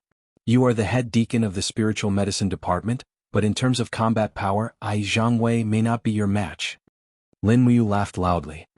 "Old Jiang, you rely on the courage of a soldier to make a living. It's not the same.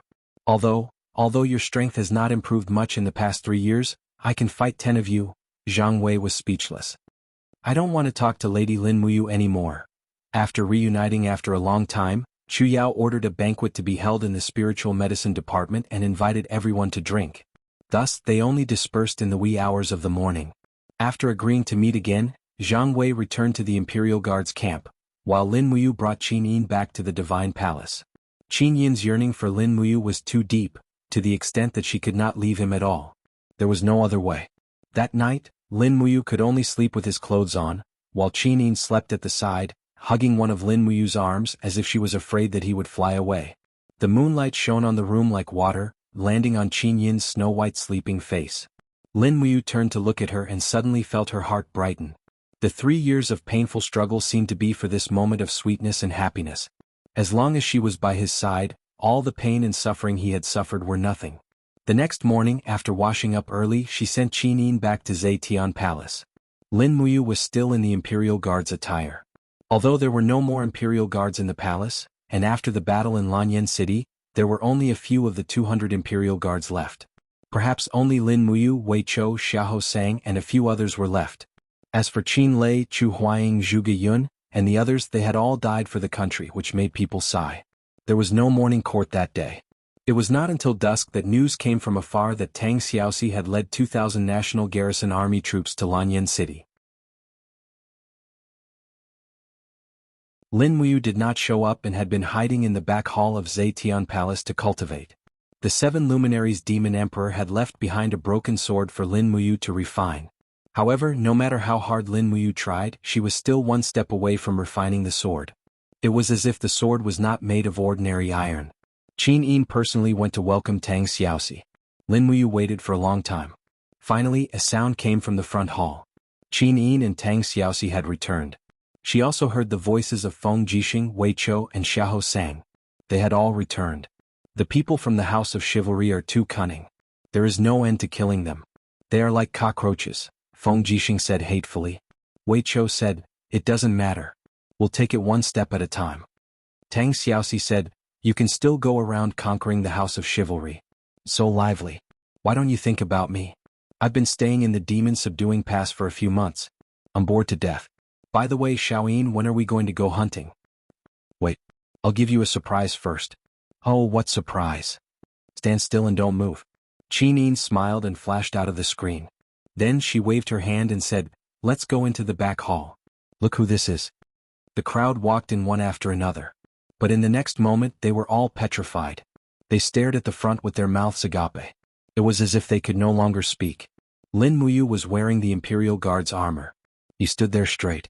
His expression had not changed. It was as if he was still the same Lin Muyu from 3 years ago. Looking at the crowd, he cupped his fists and smiled. Hello everyone. I Lin Muyu am back. You? Feng Jixing was dumbfounded. His eyes instantly turned red. Is it really you? Wei Chou stood there in a daze. Commander, Xiahou sang, sir. Only Tang Xiaoxi walked straight forward. Her beautiful eyes were filled with undisguised love. She asked, is it really Mu? Lin Muyu smiled. Xiaoxi, you've grown even more beautiful. Tang Xiaoxi immediately knew that this was him. No one else would talk to her like this. She cried and said, Mu, I have a gift for you. What gift? Tang Xiaoxi stepped forward. She stood on her tiptoes and held his face. A fragrant kiss landed on Lin Muyu's lips. It was just a light touch, but this was Tang Xiaoxi's style. She dared to love and hate. After the forceful kiss, her face was already red. She took several steps back and looked at Lin Muyu with a burning gaze. Mu, did you miss me? Yes. Lin Muyu wailed in his heart. What should he do? Xiaoyin was watching from the side. Would she beat him to death? Qinin bit her red lips. Her beautiful eyes were filled with helplessness. She was speechless. Tears flowed down her face. Xiaoxi, this fellow. I haven't even, and she beat me to it. If I had known this would happen, I wouldn't have held back last night. Just as the two girls were immersed in their own thoughts, Feng Jixing had already rushed over. He hugged Lin Muyu and laughed. You really didn't die. It's true, brother Feng? Lin Muyu laughed. You didn't expect to see me again, did you? Yes. Feng Jixing's eyes were red. I thought I would only see you on the nation-guarding monument in the future. Tell me, how did you survive? Someone said he saw you being killed by Luolan. What happened? Lin Muyu was sad. But Chu Huaiping, Qin Lei, and Lei Hong could only see them on the nation-guarding monument.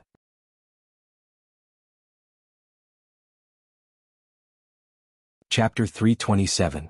Lin Muyu recounted the process of Acatosaurus saving its master, absorbing the spiritual power of the sun, moon, and stars to reshape its heart meridian and come back to life. Naturally, she omitted the part about the 7 luminaries demon emperor.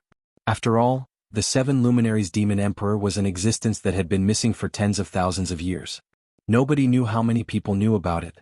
After listening to everything, Feng Jixing, Wei Chou, Tang Xiaoxi, and the rest stared at Lin Muyu with their eyes wide open. It was as if they were listening to a story. As the plot changed, they became increasingly perturbed and tactful. When Lin Muyu finished speaking, Feng Jixing sighed and said, It's the fortune of the empire and the Qin family that you is still alive. Qinin nodded and silently agreed with Feng Jixing's words. Tang Xiaoxi smiled and said, It's already dusk. I'm so hungry. As the host, shouldn't you, Xiaoyin, show your hospitality? Qinin smiled and called out softly, Come in. A maid walked in and said respectfully, Your Highness, please give me your orders. Ask the imperial kitchen to prepare a banquet. A banquet for 12 people will do, but the dishes must be exquisite. Bring the best wine over and prepare it immediately. Yes, Your Highness. Qinin looked at Lin Muyu and stuck out her tongue. She smiled and said, Is everyone satisfied now? Feng Jixing laughed and said, Since Your Highness has brought out the best wine from Zetian Palace, we naturally have no objections. Lin Muyu leaned back in her chair and asked with a smile, A lot must have happened while I was unconscious. Oh yes, how did Brother Feng and Wei Chou go to Dragon Rocky Mountain to destroy the House of Chivalry? Everything is going well. Feng Jixing pondered for a while and said, We killed more than 2,000 wanderers, but it's a pity that the great wanderer envoy of the Mansion of Chivalry in Lingnan Province escaped. Bu Hai is a sanctuary expert, so it's a pity that we couldn't kill him. He's a big fish. Bu Hai. Lin Muyu stared blankly for a moment before saying, When I came out of the mountains, I met an old man called Bu Hai who was also at the Saint Realm. He wanted to snatch my dragon spirit sword, but I killed him in passing. Really? Wei Chou was pleasantly surprised. Sir, did the person you killed hurt his arm? Yes, it's an arrow wound and the martial soul used is Flame Wolf. Then it's Bu Hai. Wei Chou cupped his fists and said to Qinin with a smile, Congratulations, Your Highness. As soon as the commander returned to Lanyan City, he made a great contribution. Bu Hai was Luolan's favorite disciple, and no one could touch him even a little bit after occupying Dragon Rocky Mountain for so long. Now that you killed him as soon as you appeared, it's enough to deter the rest of the House of Chivalry in the Empire. Yes. Qin Yin's eyes were filled with joy. She looked at Lin Muyu and asked with concern, Bu Hai is at the Saint Realm. Brother Yu, are you hurt? No. Lin Muyu shook her head and smiled. I used the spiritual pulse technique to hide my breath. He thought that I was just a human realm practitioner, so he didn't use his full strength and was defeated by me in one blow. What kind of blow can defeat Bu Hai, who is at the Saint Realm? Feng Jixing was stunned. Lin Muyu smiled slightly. I comprehended a new martial art called Star Tactics during the 3 years I was in a coma. It's very powerful. If that's the case, Brother Feng will have to learn from you in the future. Feng Jixing was a martial arts fanatic. He looked at Lin Muyu with a smile and said, but since you can come back alive, the structure of the whole Lanyan city will more or less change. Your Highness, how do you plan to arrange Yu's title and military position? Qin Yin said, I will announce the news that Brother Yu is still alive during the court meeting tomorrow. Then I will confer Brother Yu the title of General and the Commander of the Longdan Army Camp. I will expand the Longdan Army Camp and turn the Longdan Army Camp into a real regular army of the Empire. At that time, Grandfather and Duke Lan will definitely not stand idly by. So, General Feng and Xiaoxi must help me at that time. Yes, I understand. Not long after, good wine and delicacies were served one by one in the back hall of the Zetian Palace. They also invited Chu Yao, Qin Yan and the others. A group of people sat around the table. It was a reunion dinner that they hadn't had in a long time. They ate and drank until late at night. Feng Jixing, Zhang Wei, Wei Chou and the others took their leave one by one. As for Lin Muyu, she rested in the side hall for the night. Because the matter tomorrow morning was very tricky, they had to discuss it as early as possible. The next day the sun rose high in the sky.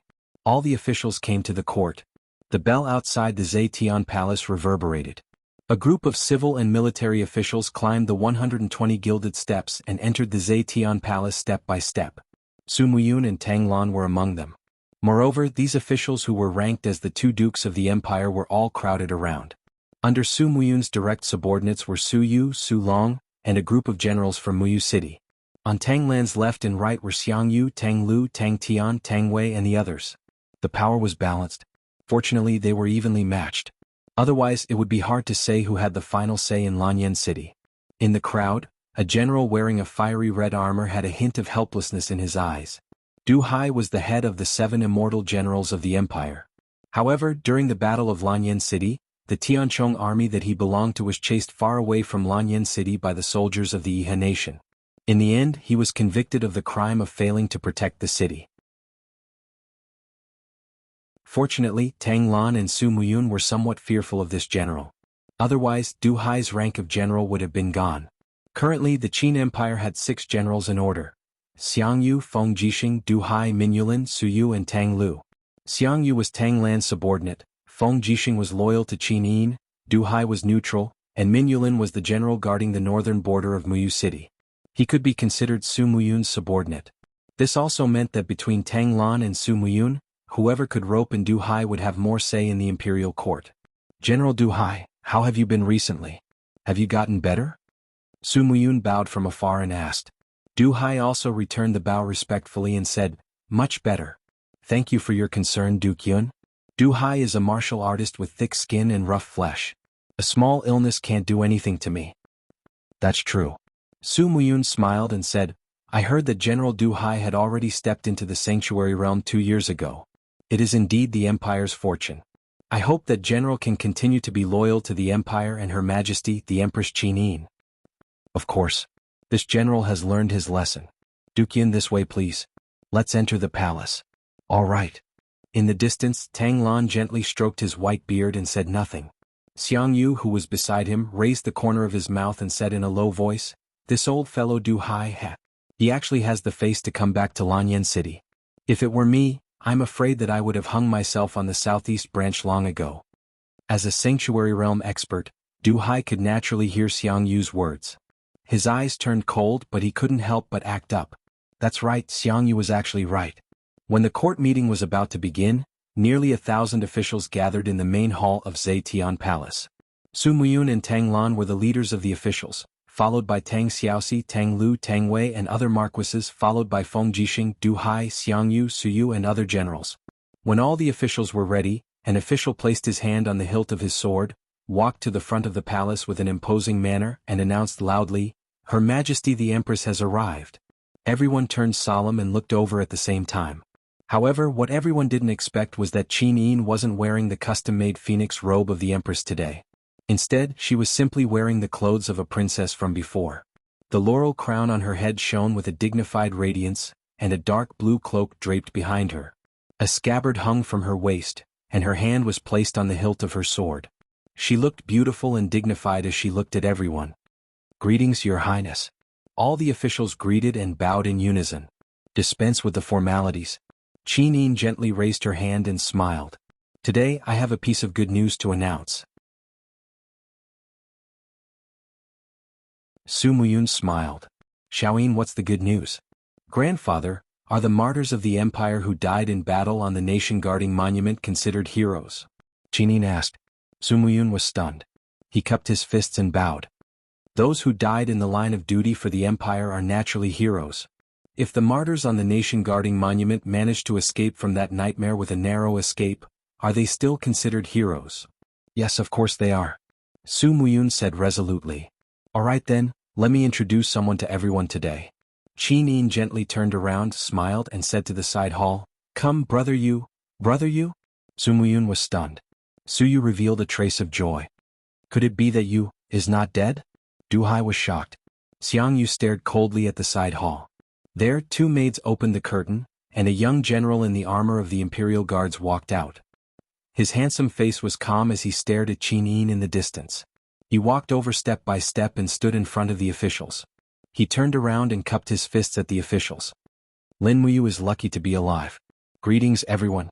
The crowd was instantly in an uproar. Everyone was discussing spiritedly. Some were happy, some were shocked, but most of them were anxious. Lin Muyu was the first hero of the nation-guarding monument. Since he did not die, he must have had a meteoric rise. It's really Lin Muyu. That's right, it's him. 3 years ago, Lin Muyu was rumored to have been killed by Luo Lan. He actually did not die. The Emperor's godson did not die and escaped everything. The Empire is fortunate. Quiet down. Qin Yin walked down the steps and stood beside Lin Muyu. When the crowd quieted down, she looked at Lin Muyu and said, "Brother, you narrowly escaped death. He died in the Dragon Crystal and was unconscious for 3 years. In the end, he was awakened by some mysterious rebirth power. So, I plan to put him in an important position. Does anyone have any objections?" Tang Lan frowned and did not say anything. Su Muyun's eyes were calm. He did not plan to speak either. Xiangyu cupped his fists and said, "Your Highness, the various corps in Lanyan City have been established and there are no more empty positions. Why don't Lord Lin Muyu rebuild the Imperial Guards and take up the post of Commander of the Imperial Guards?" "No." Qin Yin shook her head lightly and said, "Men, bring the late Emperor's posthumous edict." The late Emperor's edict? Everyone was stunned. No one knew that the late Emperor Qin Jin had left a posthumous edict.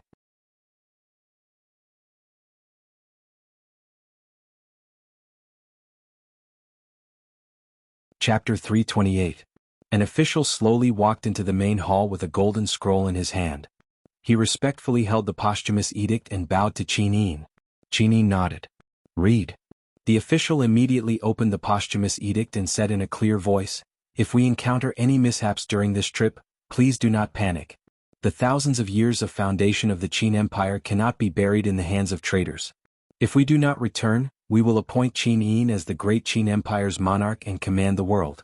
We will also confer the title of Dubhe monarch to Lin Muyu, who will be in charge of all military and political affairs in Dubhe province. Our adopted son will be treated as our own, and all officials are not to disobey." Lin Muyu was stunned. She looked at Qin Yin as if doubting the authenticity of this posthumous edict. Qin Yin took the posthumous edict from the official and unfolded it to Lin Muyu. Her beautiful face was filled with sorrow as she said, "Big brother Yu, you should recognize Imperial Father's handwriting, right?"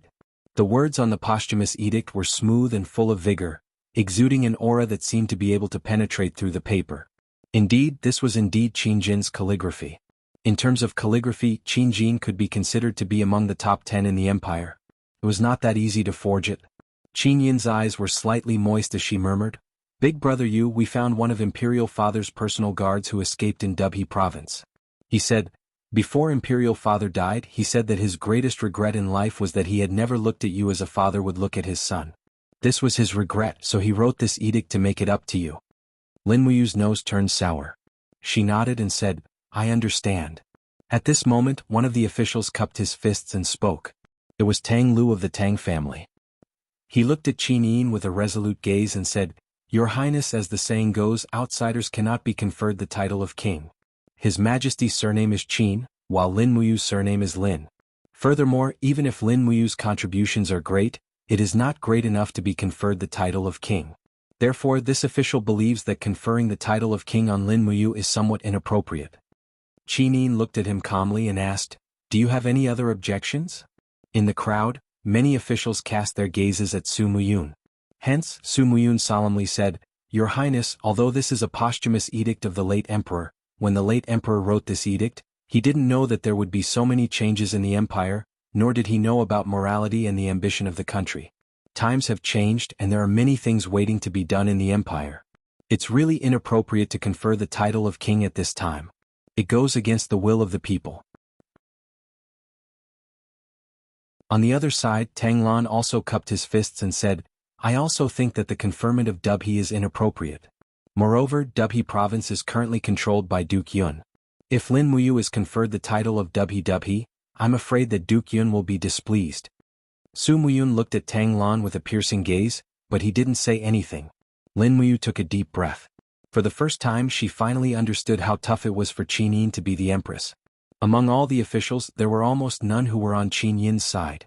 At this moment Feng Jixing frowned and said, Your Highness, since all the officials think that conferring the title of king is inappropriate, why don't we not confer the title of king and directly promote Lin Muyu to the rank of general?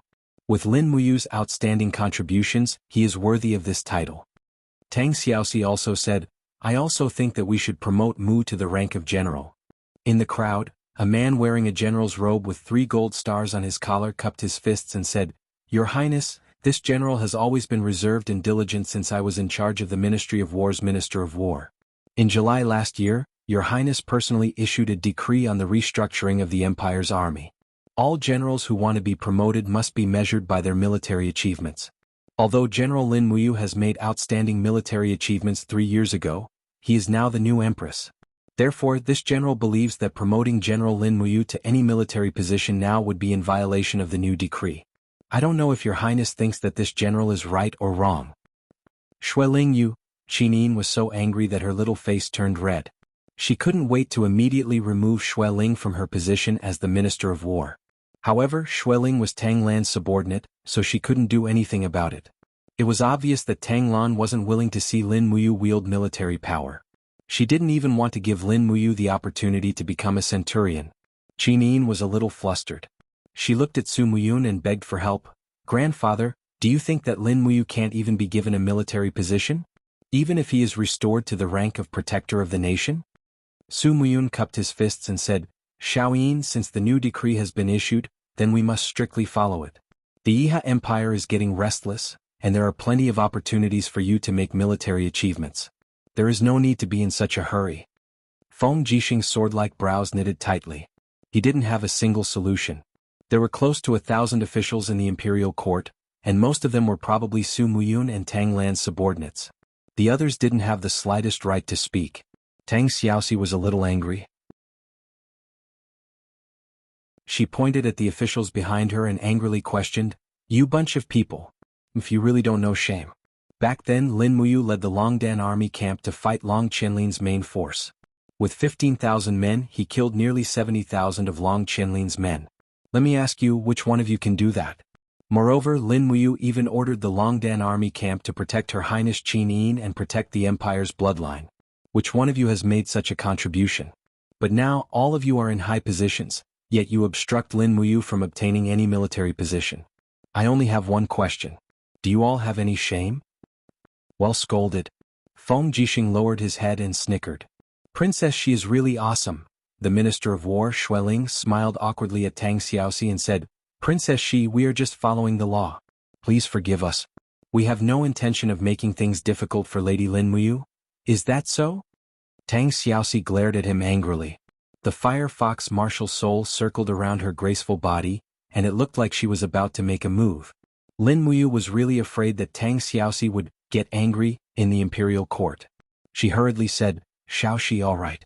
If you don't want to reward me, then so be it. I don't care. Why don't we do this?" Qinin widened her bright eyes and looked at him. "Does you have a better idea?" "Yes." Lin Muyu turned around and looked at the officials. He cupped his fists and smiled humbly. "Just like what the Minister of War said, since the law has been issued, it must be followed. Since that's the case, I better return to the temple. It just so happens that Great Deacon Guyang has decided to give me the position of the Great Deacon of the temple." Tang Tian was stunned. The temple is the foundation of the empire. The position of the Great Deacon is very important. How can it be given to you just like that? Lin Muyu raised his eyebrows. "I've seen the laws of the empire. The Great Deacon of the temple has always been decided by the emperor. If Xiaoyin wants me to be the Great Deacon of the temple, who would dare to interfere?" As he said that, he suddenly pulled out the sword on his back. Dang! He stabbed the sword into the carpet in front of him. Sparks flew. Lin Muyu smiled. "The name of the empire is Qin. The emperor of the empire is Qinin. As officials, we should understand the way of an official. I am the emperor's godson. I am Xiaoyin's brother. I will protect her well. I will not let her suffer. If anyone is dissatisfied, feel free to come to the temple to test the sharpness of this sword. I will accompany you anytime." Tang Tian was speechless under Lin Muyu's imposing manner. He was dumbfounded and did not know what to say. Tang Lan and Su Muyun frowned and looked at each other. No one said a word. This time they really could not make things difficult for him. Lin Muyu was following the laws of the empire. No one could defy it. Even if these two Grand Dukes could cover the sky with one hand in Lanyan City, they could not openly defy the laws of the empire. This was the first battle after Lin Muyu's resurrection. He had won. Feng Jixing stood at the bottom of the hall. His face was filled with joy. He laughed softly. "You this rascal. Good job." Wei Chou also smiled. "It's great that the ruler is here." Tang Xiaoxi looked at Lin Muyu happily. The more she looked at him, the more she liked him. She did not know what to do. At this time, Su Muyun took a step forward and cupped his fists. "Congratulations to Lord Lin Muyu for being promoted to the Holy Sanctum's Grand Deacon. You deserve it." Tang Lan also cupped his fists and congratulated him. Soon all the officials congratulated him. They were indeed a bunch of bootlickers. However, according to the rules, the Longdan army camp and the Imperial Guards were still not allowed to expand. Any expansion of the army required the two Grand Dukes, Tang Lan and Su Muyun. Therefore, Qinin could not do anything about it. However, Lin Muyu had obtained the position of Holy Sanctum's Grand Deacon. He could still display his strengths. In the afternoon, Tang Xiaoxi, Feng Jixing, Wei Chou, and Lin Muyu returned to the Holy Sanctum. The ceremony to take over as Holy Sanctum's Grand Deacon was also very simple. It was completed hastily. Following that, the Holy Sanctum returned to the situation of one Grand Deacon and 4 deacons. In the Holy Sanctum, a group of people surrounded a round table and stared at each other. Feng Jixing held his teacup and swirled it. He gritted his teeth and said, "This is so infuriating. The two Grand Dukes have been trying so hard to expand the Imperial Guards and Longdan army camp. Do they want to restrict us to 21,000 soldiers forever? To be honest, we can't do anything with this number of soldiers."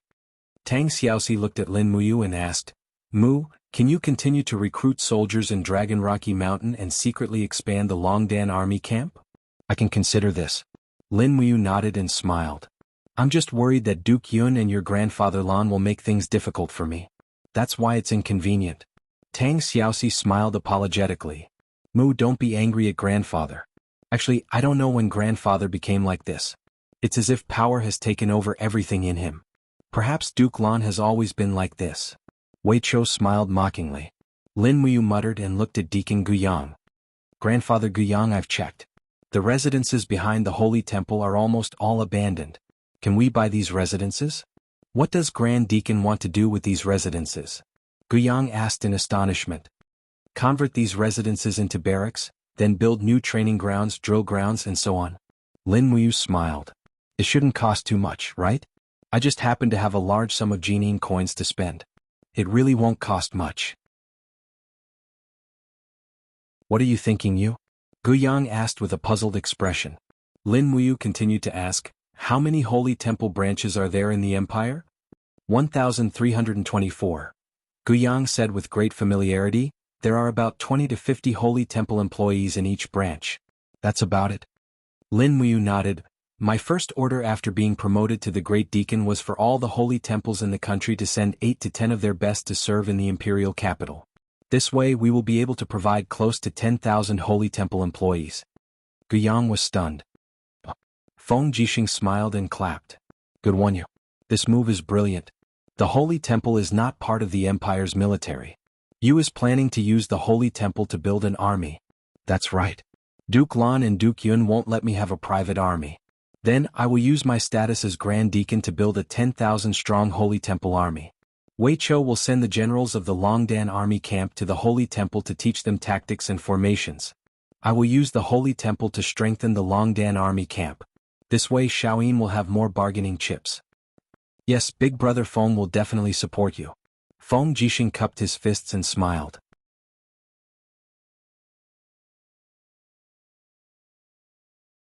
Chapter 329.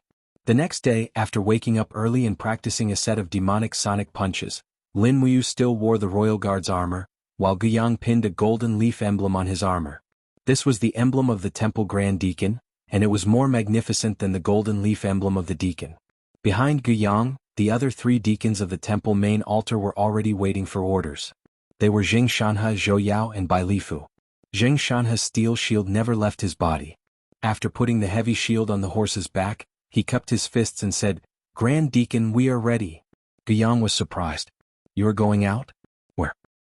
The nation guarding monument. Lin Muyu's voice was very calm. Grandpa Guiyang, I want to see Brother Chu Huaying, Brother Qin Lei and Grandpa Lei Hong and Chu Chu. That's good too. You should really go to the nation guarding monument. Then we will be going out. The temple's morning training mission will be handed over to Grandpa Guiyang. All right. Guiyang's old face looked like the peel of a tangerine when he smiled. I am good at the trial missions. When Deacon Lei Hong was alive, I was only in charge of this every day. Then we will be going. Lin Muyu took the reins of a warhorse from the temple guards, flipped on the horse and left the temple with the 3 deacons. Outside the temple, Feng Jixing was already waiting with Zhang Wei and Xiahou Sang. In addition, Qin Yin, Tang Xiaoxi and Chu Yao were also there. Why is Shaoyin here? Lin Muyu couldn't help but ask with a smile. Qin Yin's lips curled up. I have been going to the nation guarding monument every 3 days. Anyway, the government affairs are not as busy as I thought. Grandpa and Master Lan have helped me with many things. Lin Muyu laughed bitterly. I understand. Let's go. Yes. There were about 100 people behind Qin Yin.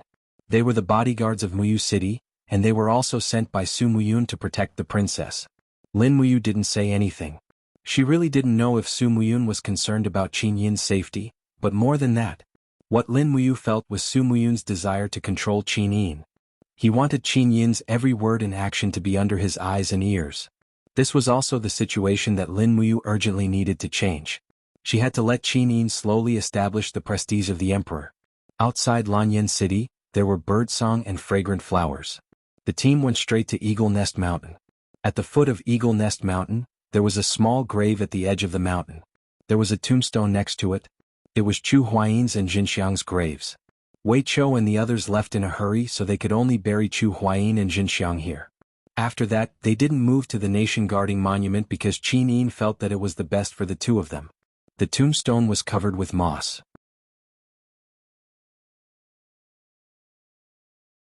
Lin Muyu walked forward and gently wiped away the moss with her own hands. Then she pulled off the vines on the tomb. When she pulled off the vines, she found that they were wrapped around a long rusty sword. It was Chu Huaying's sword. It was stabbed into the side of the tomb. It was as if its owner had fallen into a deep sleep and no longer cared about the world. 2 blight butterflies fluttered around the blade of the sword as if they were attracted by something. Lin Muyu took a few steps back and knelt on the ground. She looked at the tombstone silently and said, Brother Chu, I'm back. I'm sorry that I couldn't take you with me back then. Chu Yao slowly knelt down, tears flowing down her face silently.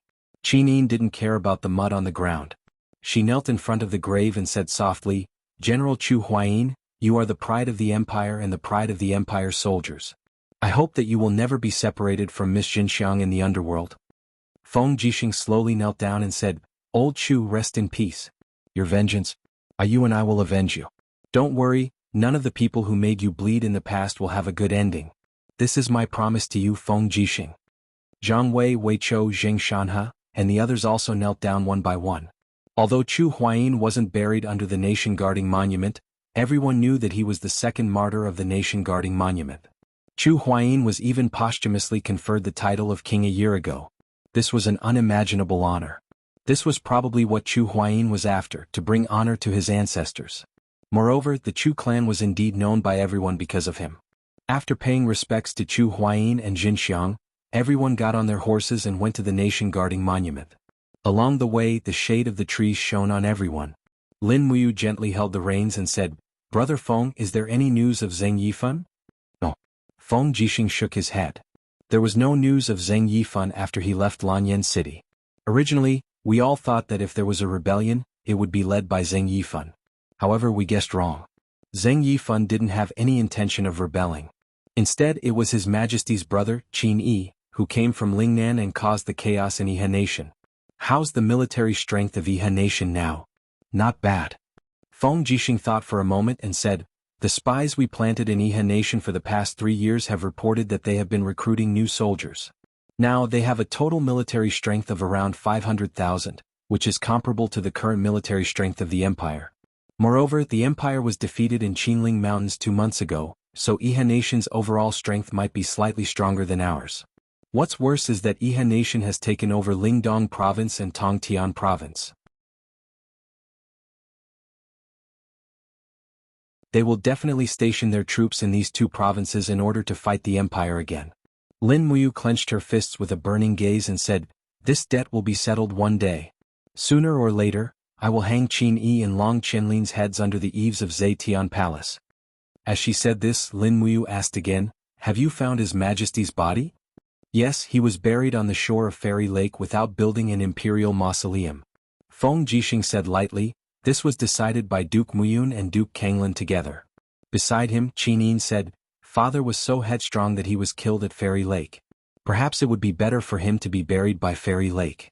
After all, if he were alive, he might not be willing to be buried in the imperial mausoleum." "Yes." Feng Jixing nodded. Lin Muyu looked down at the retreating trees and suddenly asked, "Who is in control of Cangnan Province now?" "In Duke Lan's hands."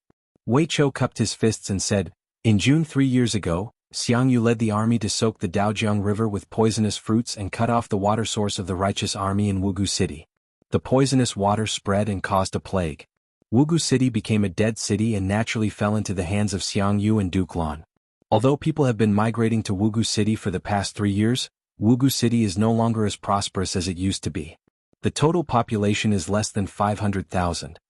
Lin Muyu's body trembled slightly and she laughed bitterly. No wonder they said that the Yihe Kingdom's massacre in Lanyan City for half a month couldn't compare to the number of people killed by Xiangyu, the #1 meritorious minister of the empire. Feng Jixing murmured, "Xiangyu is ruthless and unscrupulous. Although he is not a benevolent general, he is indeed a valiant one. During extraordinary times when you and I were not around, the empire needed a general.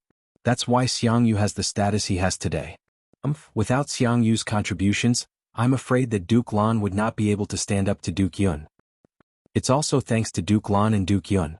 "Why do you say that? Otherwise, to what extent would Duke Yun be able to cover the sky with one hand? I'm afraid that he would have already abolished Xiao Yin and made himself the empress." A murderous look flashed across Lin Muyu's eyes. Qin Yin was slightly stunned. "Brother Yu, I don't think so. He's my grandfather. Lanyan City is surrounded by the Yihe Kingdom, but he hasn't sent a single soldier. This is enough to prove that he doesn't care about your life at all. Even if you are in his heart, Xiao Yin. In Duke Yun's heart, you are definitely not as important as half of the empire." Lin Muyu took a deep look at Qin Yin and said, "If you need to make a decision one day, I hope you won't hesitate." Qin Yin frowned and nodded her head in pain, not saying a word. Zhang Wei, who was at the side, smiled and said, "Great Deacon, as you said, Her Highness is not as important as half of the empire in Duke Yun's heart. What about you? How important is Her Highness to you?" Everyone looked at him.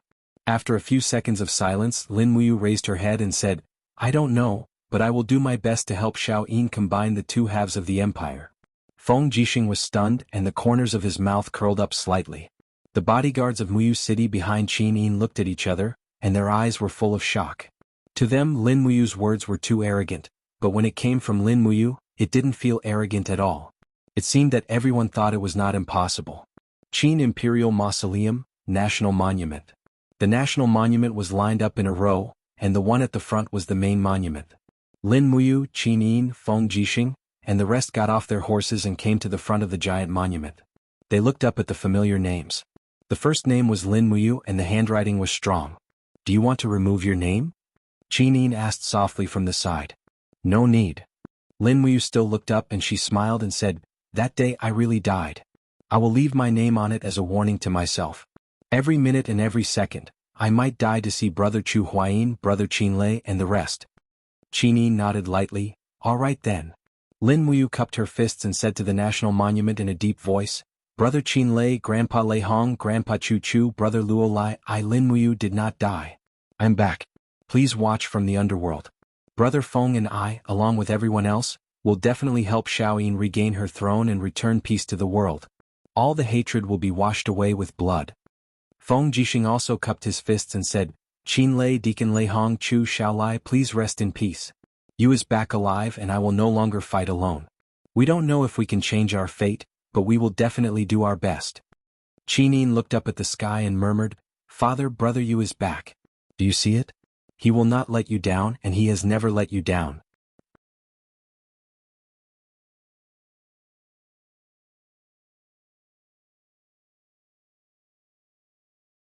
Chapter 330.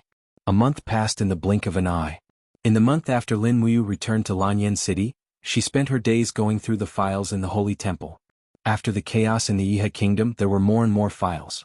All the branches of the Holy Temple would send a letter if there were any unresolved matters, and these tasks naturally fell on the shoulders of Lin Muyu.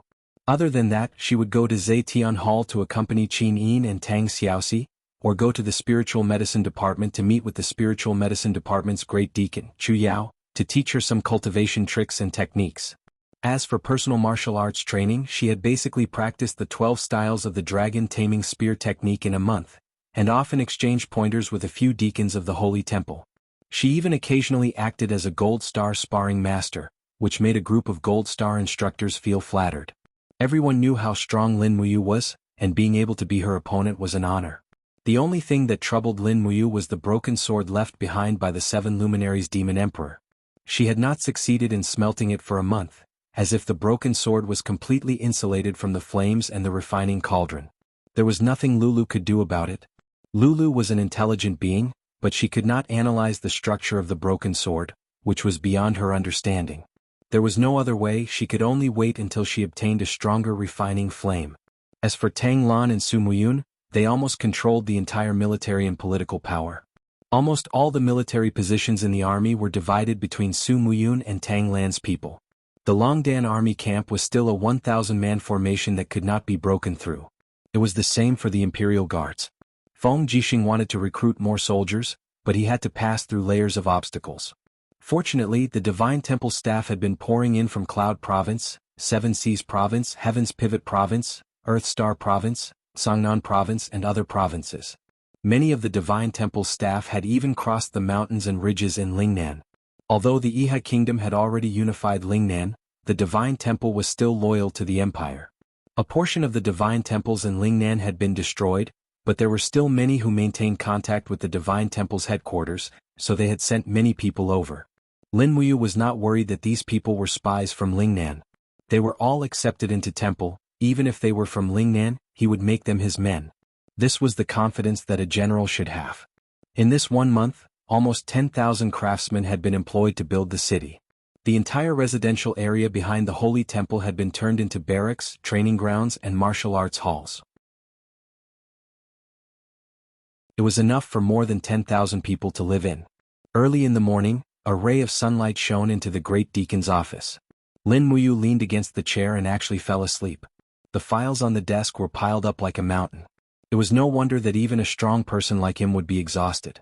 Knock knock. Guyang knocked on the door and entered with a scroll in his hand. He said with a smile, "Great Deacon. Oh, Deacon Guyang is here. Lin Muyu stood up and said with a respectful smile, "What is this?" "A list." Guyang said, "The list of the Holy Temple's employees from all over the empire is here. There are a total of 13,244 people. It seems that there are still people coming from far away. Great Deacon, you know that if people from Tongtian Province and Lingdong Province want to come here, it will take at least a month on horseback. If they don't have money to buy horses, it will take at least 3 months to get to Lanyan City." "Yes, I understand. Thank you for your hard work, Grandpa Guyang," Lin Muyu said with a smile. Guyang revealed a trace of embarrassment and said, "It's just that, Great Deacon, these people's clothing, armor, weapons, food and so on all need money. Our Holy Temple's treasury was almost used up in half a month. That was Great Deacon Lei Hong's painstaking efforts for most of his life. It was squandered by you just like that." Lin Muyu didn't know whether to laugh or cry. "I don't want to, but this is money that must be spent. So, speaking of which, although Grandpa Lei Hong is a rare expert in cultivation, he really doesn't know anything about business. Look at how poor the Holy Temple is," Guyang said. "What about the following expenses?" "It's okay, I have money here." Lin Muyu took out 1,000,000 gold notes and gave them to Guyang. She smiled and said, "This was given to me by that old guy Yu Qiyan. It must be the wealth of the people from the Heavens Pivot Province. It's perfect to use it here." Guyang's face flushed red as he looked at the stack of money. This old man has never seen so much money in his life. "I'll bring some people to exchange it. Haha, our Holy Temple's financial crisis has been resolved. Bring one more person, don't let them rob us. Don't worry, who in Lanyan City dares to rob the Holy Temple's funds?" Guyang laughed wildly as he left. Lin Muyu was speechless. However, the money in her universe bag was getting less and less. She had already spent 1,000,000 on building new barracks and buying weapons and horses. She had just spent another 1,000,000. If she didn't find more sources of income, she would have to spend it all. It was a pity that after the Iha Kingdom's massacre, there was no news of the Imperial Merchant Guild. What replaced it was a messy battle between more than a dozen merchant guilds. It wasn't suitable to do business with anyone. Moreover, she had no idea where Jin Xiaotang and Third Fatty Jin had gone. At this moment there was a knock on the door. "Milord, Luo Yu requests an audience." "Come in." "Yes." Luo Yu put the metal helmet of the Longdan army camp under her armpit and walked in with her head held high. She was dressed in the Empire's military uniform and seemed to be in high spirits. She smiled and said, "Milord, I'm here." "What's the matter?" Lin Muyu continued to read through the memorials. She smiled and said, "Luo Yu, you're now the deputy commander of the Longdan army camp, and also the deputy commander of the Empire. You don't need to be so respectful to me. I'm just a mere Grand Deacon of the Holy Temple." Luo Yu couldn't help but laugh. "Milord, what are you saying? Even if Luo Yu becomes the Empire's marshal, I'll always be your subordinate. Moreover, I've come with news." What news?" "We've found Jin Xiaotang's whereabouts." "Where?" Lin Muyu hurriedly stood up. Luo Yu said, "In the Commoners' District south of the city. It said that after the Iha Kingdom conquered the city, they massacred the Imperial Merchant Guild and killed many people.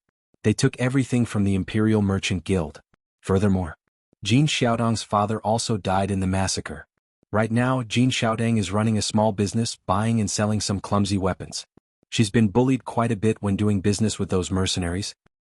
"Is that so?" Lin Muyu frowned and said, "Let's go. Take me to see Xiaotang." "Yes."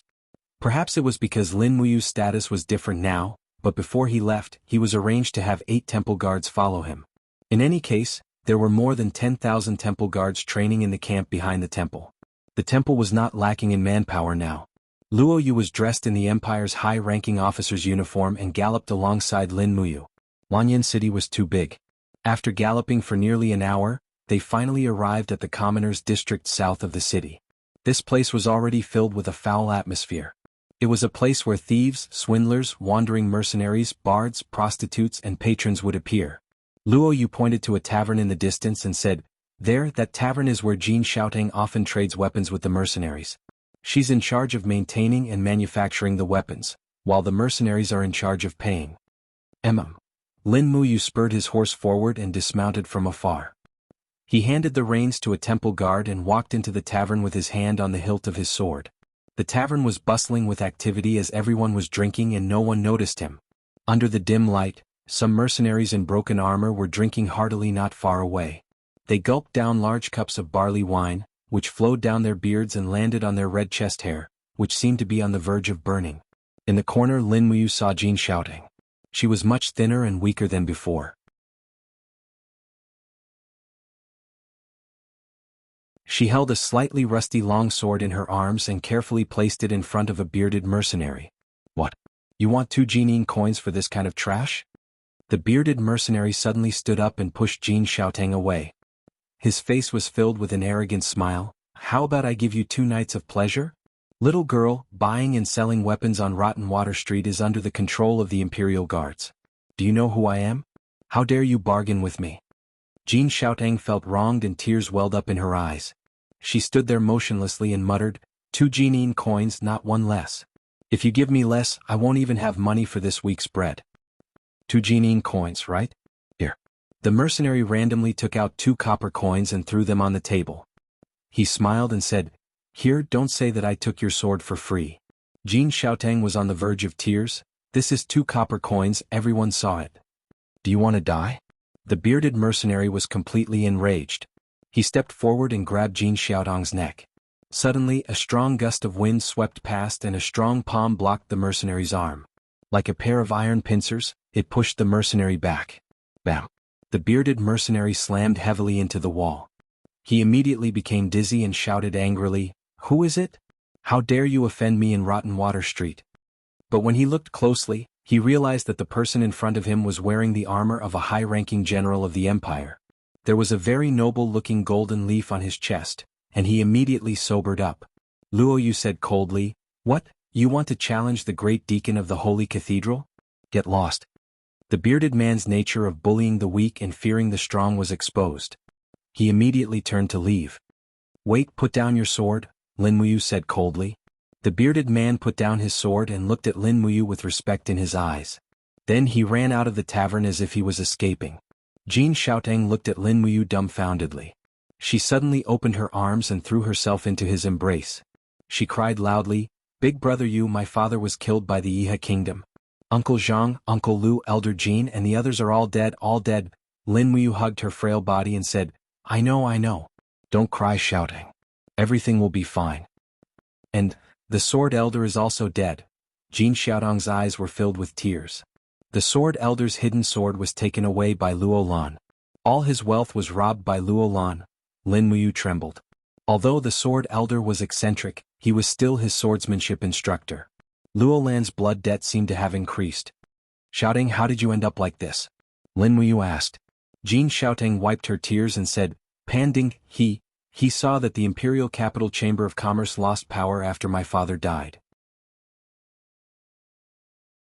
So, he opened a new dragon-seeking Chamber of Commerce and chased me out of Tong Tian Street. I have nothing left and can only live here. Pan Ding Tian?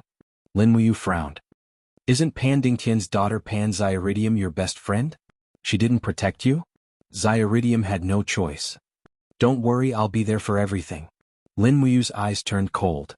I want to create a new Chamber of Commerce to compete with the dragon-seeking Chamber of Commerce. Xiaotang, are you willing to be in charge of my Chamber of Commerce? Ah? Really? Jin Xiaotang blinked her eyes. Yes. Lin Muyu nodded. I'll give you 3 million in operating funds. This is all I have. In addition, I'll give you a large number of high-grade weapons and medicines. Do you have the confidence to surpass the dragon-seeking Chamber of Commerce? Jin Xiaotang clenched her fists and nodded. As long as brother Yu supports me, I can. Yes, it's a deal. Let's go. Change into a nice set of clothes and start immediately. Okay.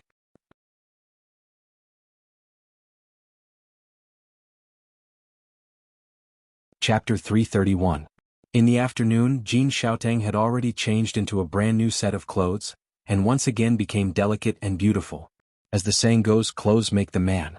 Without a decent set of clothes, one wouldn't have much confidence in speaking, let alone convincing others. Lin Muyu and the 3 deacons of the Divine Palace personally escorted Jin Xiaotang to a few places. The Ministry of Revenue, where they bought the foundations and buildings for the Merchant Guild. In reality, it was still the same Merchant Guild in the Imperial capital. However, after the Yihe Kingdom killed Third Fatty Jin and the other owners, this place became ownerless, so it was sealed off by Feng Jixing's men. In the afternoon, the seal was removed. The next step was to gather manpower. This matter was handed to Jin Xiaotang. Lin Muyu gave her 3 million gold notes and asked Wei Chou to arrange 5 experts from the Longdan army camp to protect Jin Xiaotang. After the Iha Kingdom's rebellion, the security in the imperial capital was not very safe. At dusk, Lin Muyu arrived at Zetian Palace. Qin was practicing the god-binding chains. She raised her head and saw Lin Muyu. She immediately stood up and smiled. "Brother Yu, you haven't come to Zetian Palace for 3 days." "I've been busy." Lin Muyu smiled.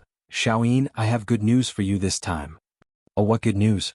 "Look at this." Lin Muyu took out a shop contract from her pocket. It was a proof of contract with the Ministry of Revenue for new merchant guilds. Otherwise it would be considered illegal. This contract cost Lin Muyu 100,000 gold coins. It was too difficult to open a merchant guild. Merchant guild contract? Qin widened her eyes and asked in surprise. "Look at the signature of the owner." "Wow." Qin saw that the name of the merchant guild was Zine Flower Merchant Guild. The owner's name was Qin. She looked at Lin Muyu in shock. "Brother Yu, this is..." Lin Muyu said, "I found Jin Xiaotang from the merchant guild and asked her to build a merchant guild for me. This will be the source of funds for the Divine Palace Army and the Longdan Army camp.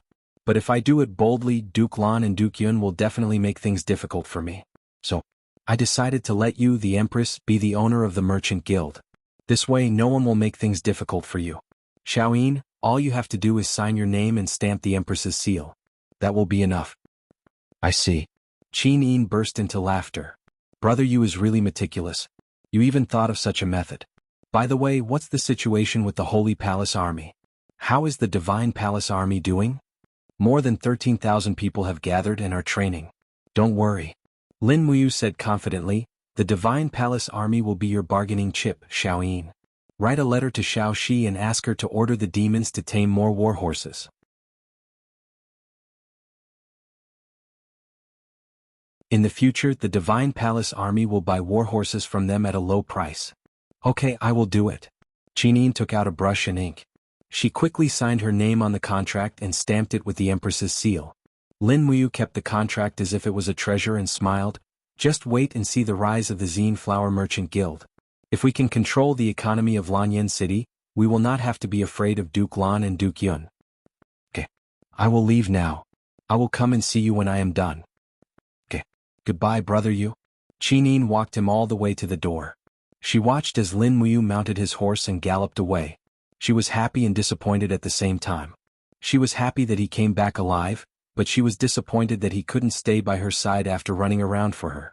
The maid beside her couldn't help but giggle. "Your Highness, the chief deacon will come back again. You don't have to be like this, right? Little girl, how dare you make fun of me?" Qin laughed and scolded. "Hurry up and prepare dinner. I want to drink soup tonight." "Yes, I will get the imperial kitchen to prepare it now."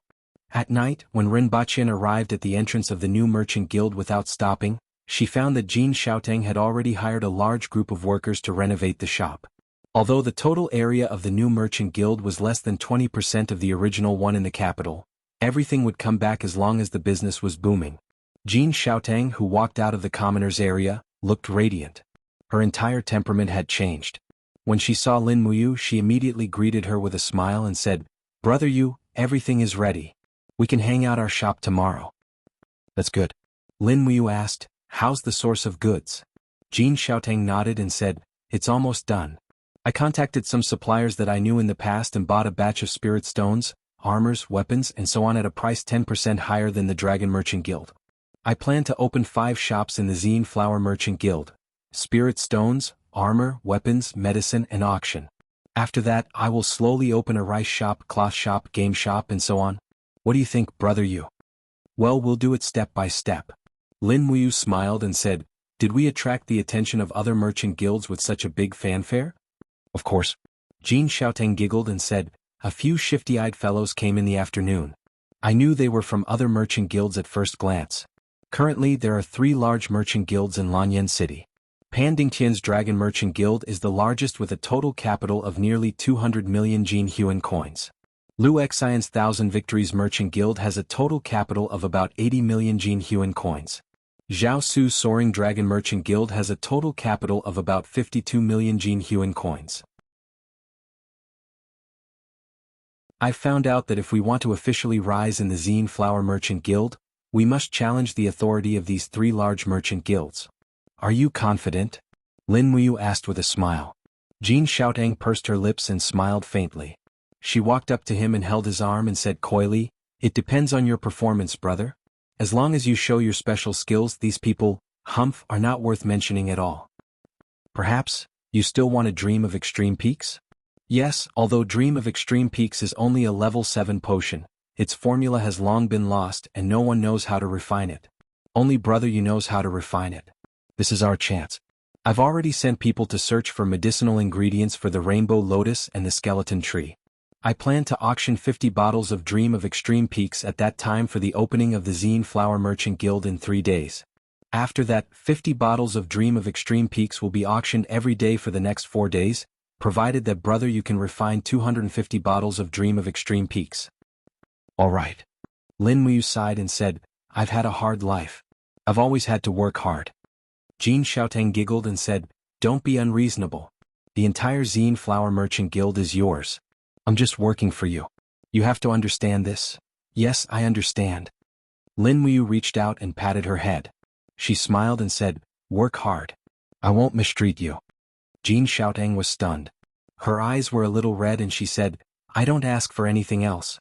I just hope that if something big happens again, brother, you can protect me. Don't let me struggle out of a pile of corpses. I know I won't. Lin Muyu sighed. Jin Xiaotang had experienced life and death to survive. It was indeed not easy. However, at that time, the 300,000-strong army of the Iha nation had massacred the entire city. They killed everyone they saw regardless of the situation. Who could control their own fate in that situation? Jin Xiaotang smiled and said, it's all Xiaotang's fault. Let's not talk about these unhappy things. By the way, brother, you Xiaotang bought a lot of spirit stones. They're all cheap goods between 1,000 to 2,000 years old. There's also a lot of 100-year-old and 1,000-year-old dark steel. How strong of a weapon can you make with these materials? Lin Muyu pondered for a moment. It's uncertain if it's profound grade, but it should at least be spirit grade. Yes, that's good. We might have to trouble big brother you. This time, we need 1,000 spirit grade and above weapons to strengthen the Purple Flower Chamber of Commerce. Big brother, you've suffered. F***CK. Lin Muyu looked at her with a naughty smile. You don't look like you care about me. Who said that? My heart aches, okay? Jin Xiaotang came to his back and gently massaged his shoulders with a smile. When you're done, Xiaotang will give you a massage as compensation. No need, Lin Muyu patted her fingers and said with a smile, I'm wearing shoulder armor. Don't pinch me, I can't feel anything. Jin Xiaotang pouted and asked, Brother Ayu, why do you have to wear a suit of armor for everything? It's the same at home. The imperial capital is not peaceful. Lin Muyu said softly, moreover, I'm the Grand Deacon of the Sanctum and a soldier of the Empire. It's necessary to be prepared at all times. Besides, wearing armor is equivalent to training. It's a good thing. Look at Feng Jixing and Wei Chou, they also wear armor all day long. It's a kind of professionalism. Just like you, as an outstanding businessman, you have to learn to face people with a smile, even if you hate them. Jin Xiaotang nodded. Yes, I understand. All right, where should I send the herbs, spirit stones and dark iron? Let Wei Chou send people from the Longdan army camp directly to the Sanctum. Okay, got it. Then I'll return to the Sanctum to train and wait for your materials. Okay. Jin Xiaotang was very efficient. Before midnight, a whole cart of Rainbow Lotus, Skeleton Tree and other herbs were sent to Lin Muyu's office. Then came a large amount of dark iron, spirit stones and other things. Fortunately, the Grand Deacon's office was very big and could hold so many things. As for the Sanctum guards outside, they had all been replaced with people from the Longdan army camp. Their loyalty was not a problem. There was no hurry to forge weapons. He had to forge Dream of the Extreme first. It took Lin Muyu 7 hours to make 250 bottles of Dream of the Extreme, but he was pleasantly surprised to find that after his martial spirit was upgraded to the purple gold gourd, his recovery ability had increased a lot. After continuously making medicine, he still had a lot of do chi left to forge weapons. Regardless of whether it was day or night, he took the food from the Sanctum guards and ate it quickly. After that, he started forging weapons. The Zine Flower Chamber of Commerce would open in 3 days, so he needed a batch of high-quality goods. Otherwise, how could he compete with the Dragon Search Chamber of Commerce and the Thousand Victories Chamber of Commerce?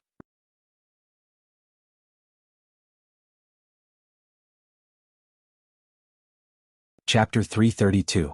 2 days passed in the blink of an eye. In the middle of the night, Wei Chou personally led 100 soldiers from the Longdan army camp to transport away the fruits of Lin Muyu's labor, 250 bottles of Dream of the Extreme Peaks, and a total of 298 weapons. Most of these weapons were of the spirit grade, and a few of them were of the mysterious grade. Furthermore, Lin Muyu took out the few remaining high-age spirit stones in her Qingkuan bag and forged a few mysterious grade level 1 and 2 weapons. Most of them were spears, sabers, and other weapons suitable for killing on the battlefield. It had only been 3 years since the Iha nation's chaos ended. Soldiers from both nations were fighting desperately at the borders every day. The weapon's aesthetic value had finally been reduced to the lowest point. The only thing that everyone pursued was the degree of lethality and sharpness. On the morning of the third day, the Zine Flower Merchant Association officially opened for business. Jin Xiaotang used her past connections and the powerful power of the Jinin coins to promote the establishment. A day ago there were already nobles coming from the Seven Seas Province, the Cloud Province, the Heavens Pivot Province and the Earth Star Province. They were all here for the bottles of Dream of the Extreme Peaks and a suitable weapon.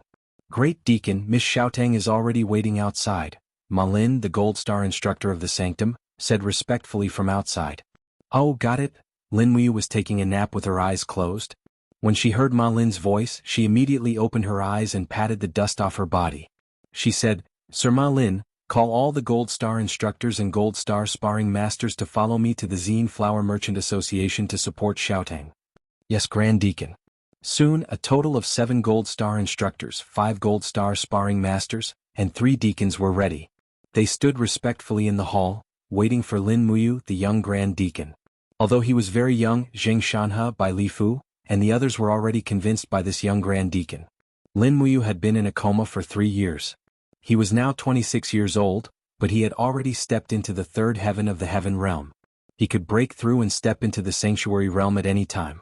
Such a genius who could step into the sanctuary realm before the age of 30 was unheard of. Moreover, after the battle in Lanyan City, Lin Muyu dared to face the divine Luolan, which was something that ordinary people could not do. This made his status in the hearts of the warriors in the cultivation world of the empire become more and more respected. Great Deacon, we can set off now. Zheng Shanhe cupped his fists. Alright, let's go. Outside the temple, Jin Xiaotang waited for a long time with a few guards hired by the Chamber of Commerce.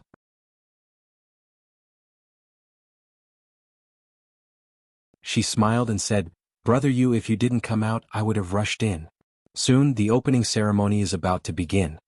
Alright. Everyone went to the Purple Flower Chamber of Commerce together. There were already many people outside the door. Unlike what they had imagined, there were no firecrackers because there was no gunpowder in the Shattered Cauldron realm for the time being. This was a problem that Lin Muyu had thought about for a long time. In this era of cold weapons, if gunpowder and heavy artillery could be developed, it would probably be enough to reverse the situation. Unfortunately, Lin Muyu had walked through many mountains and seen many mines, but he had not found any trace of sulfur. There was no sulfur in this world, so naturally, it could not be made into gunpowder. After entering the Chamber of Commerce, it was indeed bustling with activity. There was an endless stream of people riding their horses into the Chamber of Commerce. A group of people dressed in luxurious clothes crowded together, commenting on the weapons, potions, and armors displayed in the Chamber of Commerce. Most of the weapons were made by Lin Muyu, but no one knew it. However, the temple and the Purple Flower Chamber of Commerce had a close relationship. The world would soon know that Lin Muyu was a master refiner. But even if they knew, there were not many people in Lanyan City who could be a match for Lin Muyu. Xiangyu was one, but Xiangyu did not have absolute confidence in Lin Muyu's victory. After the opening ceremony, it was time for the auction. Jin Xiaotang, who was wearing a red and white dress, gracefully walked onto the stage. She held a scroll in her hand and smiled as she announced the auction's list of items. First of all, I would like to thank everyone for coming from afar to support the Purple Flower Chamber of Commerce. The next items to be auctioned are Green Unadorned Blade, Mysterious Grade Rank 1, starting price of 3,000 Jinlin dollars. Extreme Fire Spear, Mysterious Grade Rank 1, starting price of 4,000 Jinlin dollars. Firefox Spear, Mysterious Grade Rank 1, starting price of 4,000 Jinlin dollars. Sealing Thunder Sword, Mysterious Grade Rank 2, starting price of 2,000 Jinlin dollars. She announced 50 weapons in a row and her face was flushed red. The people below the stage could not hold back any longer. Someone immediately shouted, When will the auction for Dream of the Extreme Peak begin? Don't worry, Lord. Jin Xiaotang giggled. After the weapons are auctioned, it will be Dream of the Extreme Peak's turn. Thus, the process proceeded smoothly step by step. There were still too many rich people in Lanyan City. Moreover, there were also quite a few rich people from Heaven's Pivot Province, Earthstar Province and other provinces. A few mysterious grade rank 1 weapons were auctioned for a high price of over 50,000 Jinlin dollars. This made Jin Xiaotang extremely happy.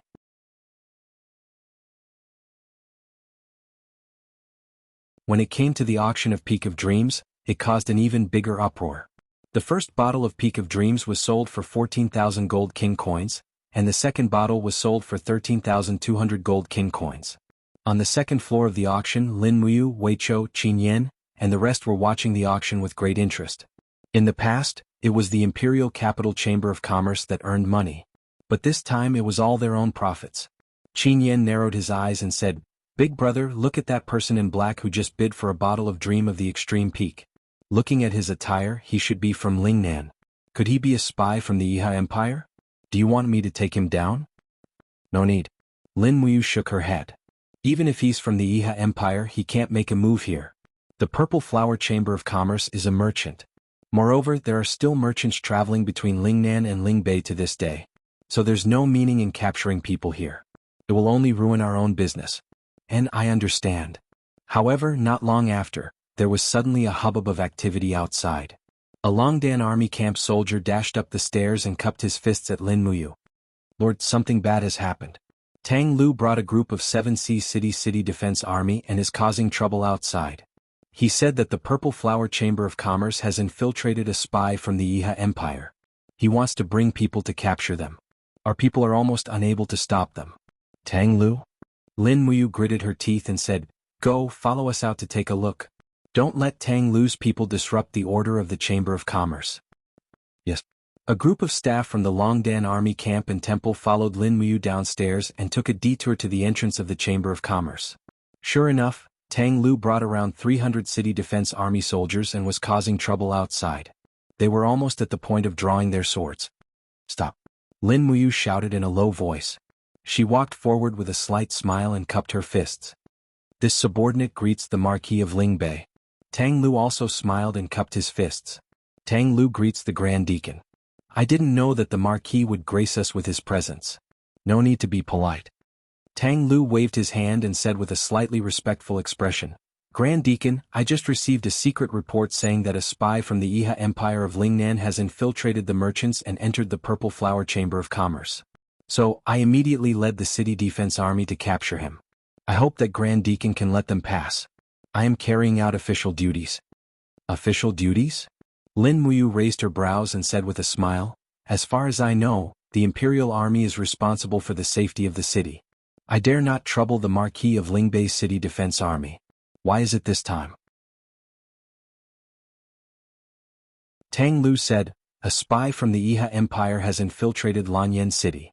This is no small matter, so the City Defense Army has personally taken action." Wei Chou couldn't help but sneer. "Marquis, the temple is responsible for the safety of the Purple Flower Chamber of Commerce. There is no need for the City Defense Army to interfere. Marquis of Lingbei, please return. Commander Wei Chou has quite the tone." Tang Lu laughed. "A mere commander of the Longdan army camp and a mere 1,000-man commander dares to speak to me like this?" Lin Muyu hinted with her eyes. Wei Chou cupped his fists. This subordinate was anxious just now and lost his sense of propriety. "I hope that the Marquis can forgive me." "Humph." Tang Lu said indifferently, "Grand Deacon, let them pass immediately. Otherwise I will think that you are deliberately protecting a spy from the Yiha Empire. Don't blame me for taking action." "Want to take action?" Lin Muyu slowly raised her hand and said, "Everyone from the Longdan army camp and the temple prepare for battle. Whoever dares to make a move against us will be killed without mercy. I will bear all responsibility after this." Wei Chou and the rest raised their longbows one after another. Qin Yan also drew his fire serpent spear. The dragon scale armor coiled around his body as he looked at Tang Lu with a grin. Everyone here was the elites of the Longdan army camp and the temple. In addition, there was Lin Muyu with Heavenly Emperor Cultivation. If they really took action, Tang Lu probably wouldn't even have a 10% chance of victory. At this time Jean Xiaotang, who handled matters the softest, appeared. She gave Tang Lu a graceful lady's bow and said with a smile, "The Marquis might not know, but the owner of this Purple Flower Chamber of Commerce isn't me, Jean Xiaotang, but someone else. It's just that because of her, the Purple Flower Chamber of Commerce absolutely won't protect a spy from the Yiha Empire." Tang Lu raised his eyebrows and said, "What do you mean?" Jean Xiaotang reached into her bosom and took out the Chamber of Commerce contract. With a shake of her hand, the contract swiftly unfolded and she said with a smile, "Marquis Lingbei, please take a good look. The owner of the Chamber of Commerce is Her Highness, Empress Qin. This contract has Her Highness's personal signature and the Empress's seal. If the Marquis suspects that we are sheltering a spy, then it's the same as suspecting that Empress Qin is sheltering a spy." Immediately the group of soldiers behind Tang Lu all knelt down and shouted, "Long live the Empress!" Tang Lu was also startled. He gritted his teeth and said, "Lin Muyu, consider yourself formidable. Let's go." The city defense troops came quickly and left quickly as well. "What the hell is this Tang Lu up to?" Lin Muyu frowned. Jean Xiaotang smiled and said, "Brother, you might not know, but the Dragon Search Chamber of Commerce, which has the most business in Lanyan City, is actually backed by Duke Lan. Otherwise, how do you think Panding Tian was able to make the nameless Dragon Search Chamber of Commerce rise so quickly after the massacre of the city? We stole Duke Lan's business, which is why Tang Lu came to make things difficult for us. It's all thanks to Brother Yu's move. Otherwise, I really don't know what to do this time." "I see." Lin Muyu clenched her fist tightly. It seemed like the Purple Flower Chamber of Commerce still had a long way to go to unify the economic lifeline of Lanyan City.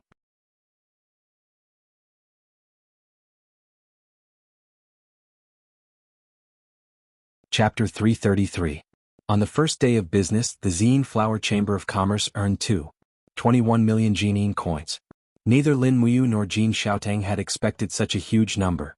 It was a perfect start. That night, many suppliers and small chambers of commerce came to discuss cooperation. Jean Xiaotang was overjoyed. She would be busy tonight. Lin Muyu was not someone who was obsessed with making money. He was more proficient in cultivation. Late at night the stars twinkled. Lin Muyu stood in the backyard of the Grand Deacon's office. He looked up at the sky full of stars and could feel the strong power of the stars. The astral tactics had a total of 9 levels. Lin Muyu had only comprehended the first level, which was far from enough. He took a deep breath and suddenly increased his battle chi. Suddenly, the power of the stars lingered around his body. This was the prelude to the first appearance of the stars.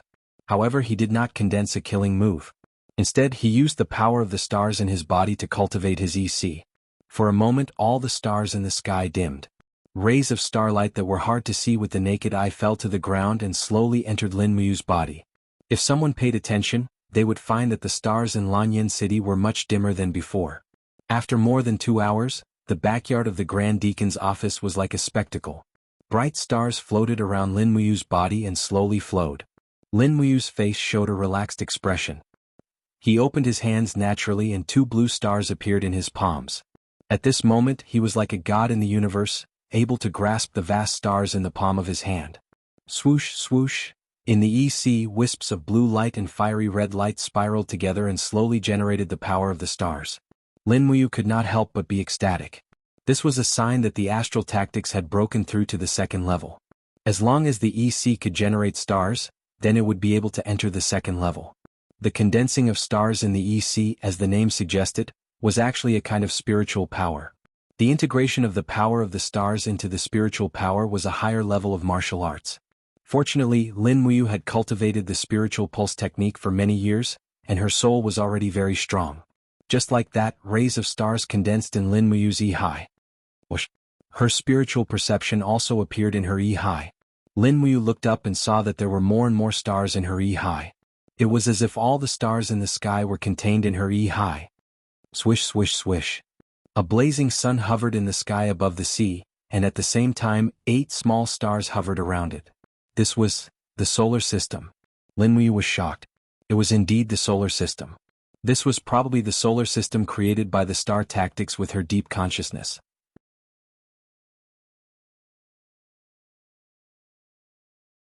In the blink of an eye, the distance in the E-High quickly increased, and the solar system became smaller and smaller.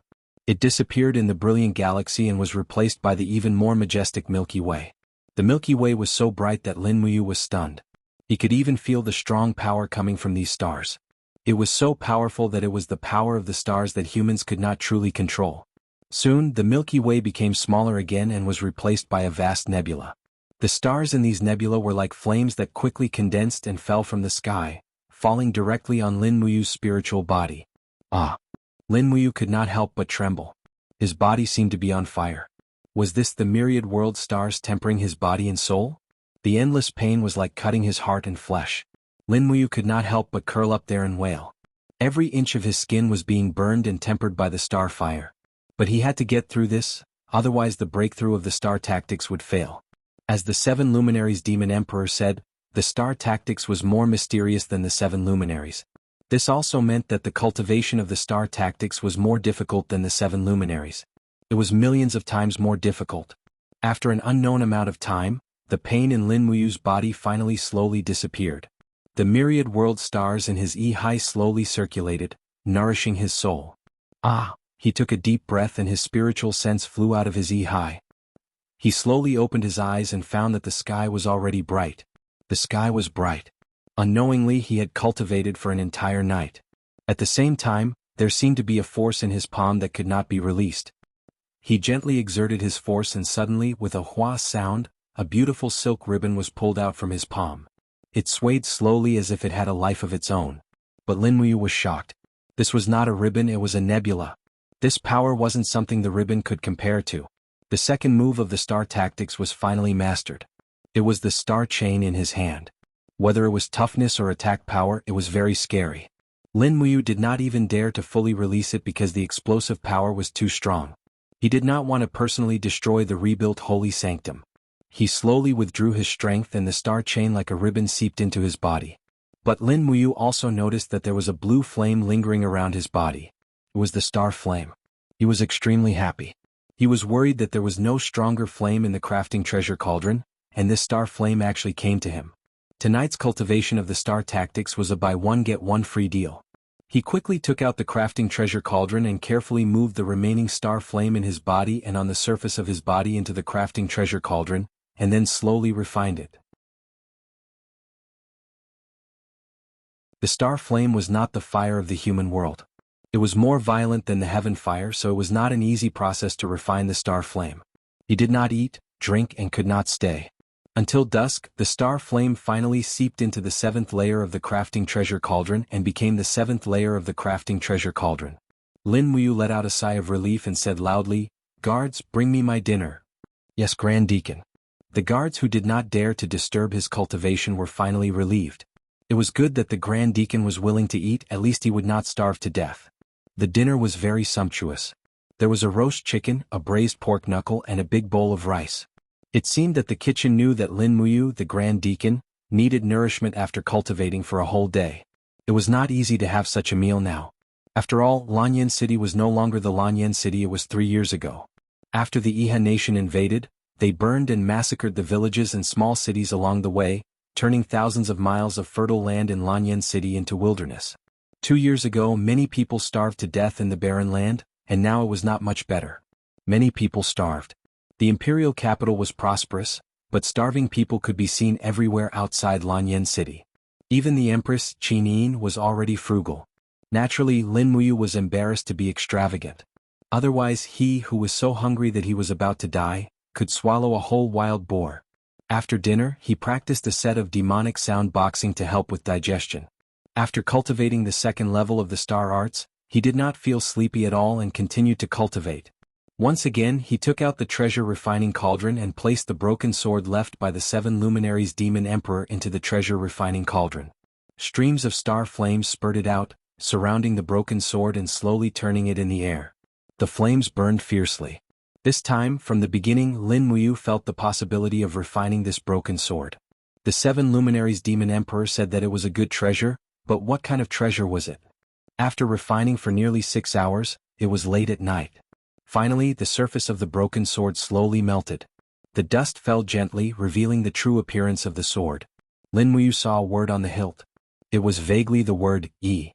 What did it mean? Did it mean that this sword would stand tall and never fall? This was a bit too ridiculous. Forget it, I'll refine it first. Her spiritual sense slowly seeped into the broken sword, guiding the fire-refining cauldron to continue refining the sword.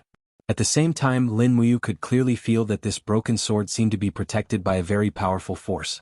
It was also this force that caused the broken sword to be unable to be refined at the beginning. But now, under the burning of the star flames, this force could not even protect itself. After an unknown period of time, the surface of the broken sword slowly melted. Lin Muyu secretly rejoiced, finally it's refined. Not long after, the entire broken sword melted into molten iron. However, it was not a fiery red molten iron. The molten iron was actually gold. It was very mysterious.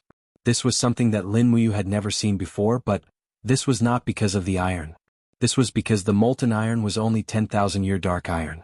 It could be said to be precious, but it was not rare. But what should she do next? Lin Muyu was in a dilemma. Before the 7 luminaries demon emperor left, he had told her to refine this broken sword and then fuse it with her bloodline.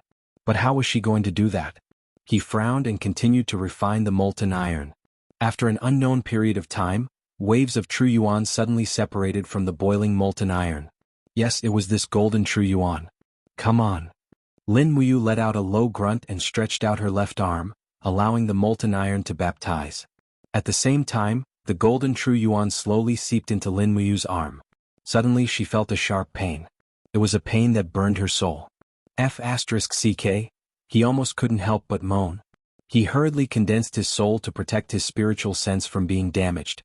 The golden true yuan seeped into her bloodline at a visible rate. Did this mean that it had fused with her bloodline?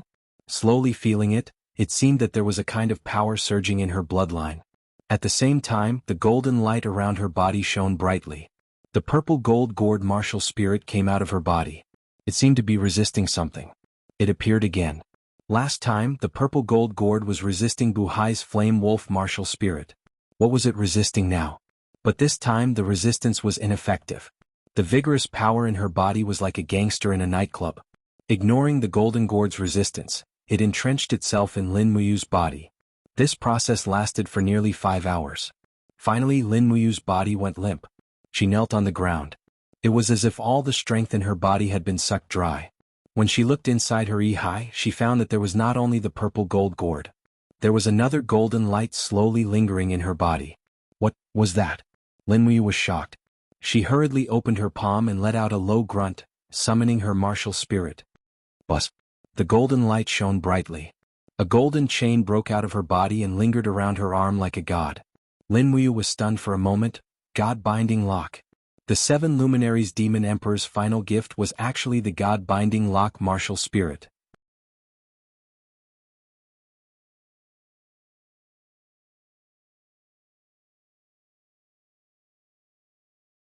Chapter 334.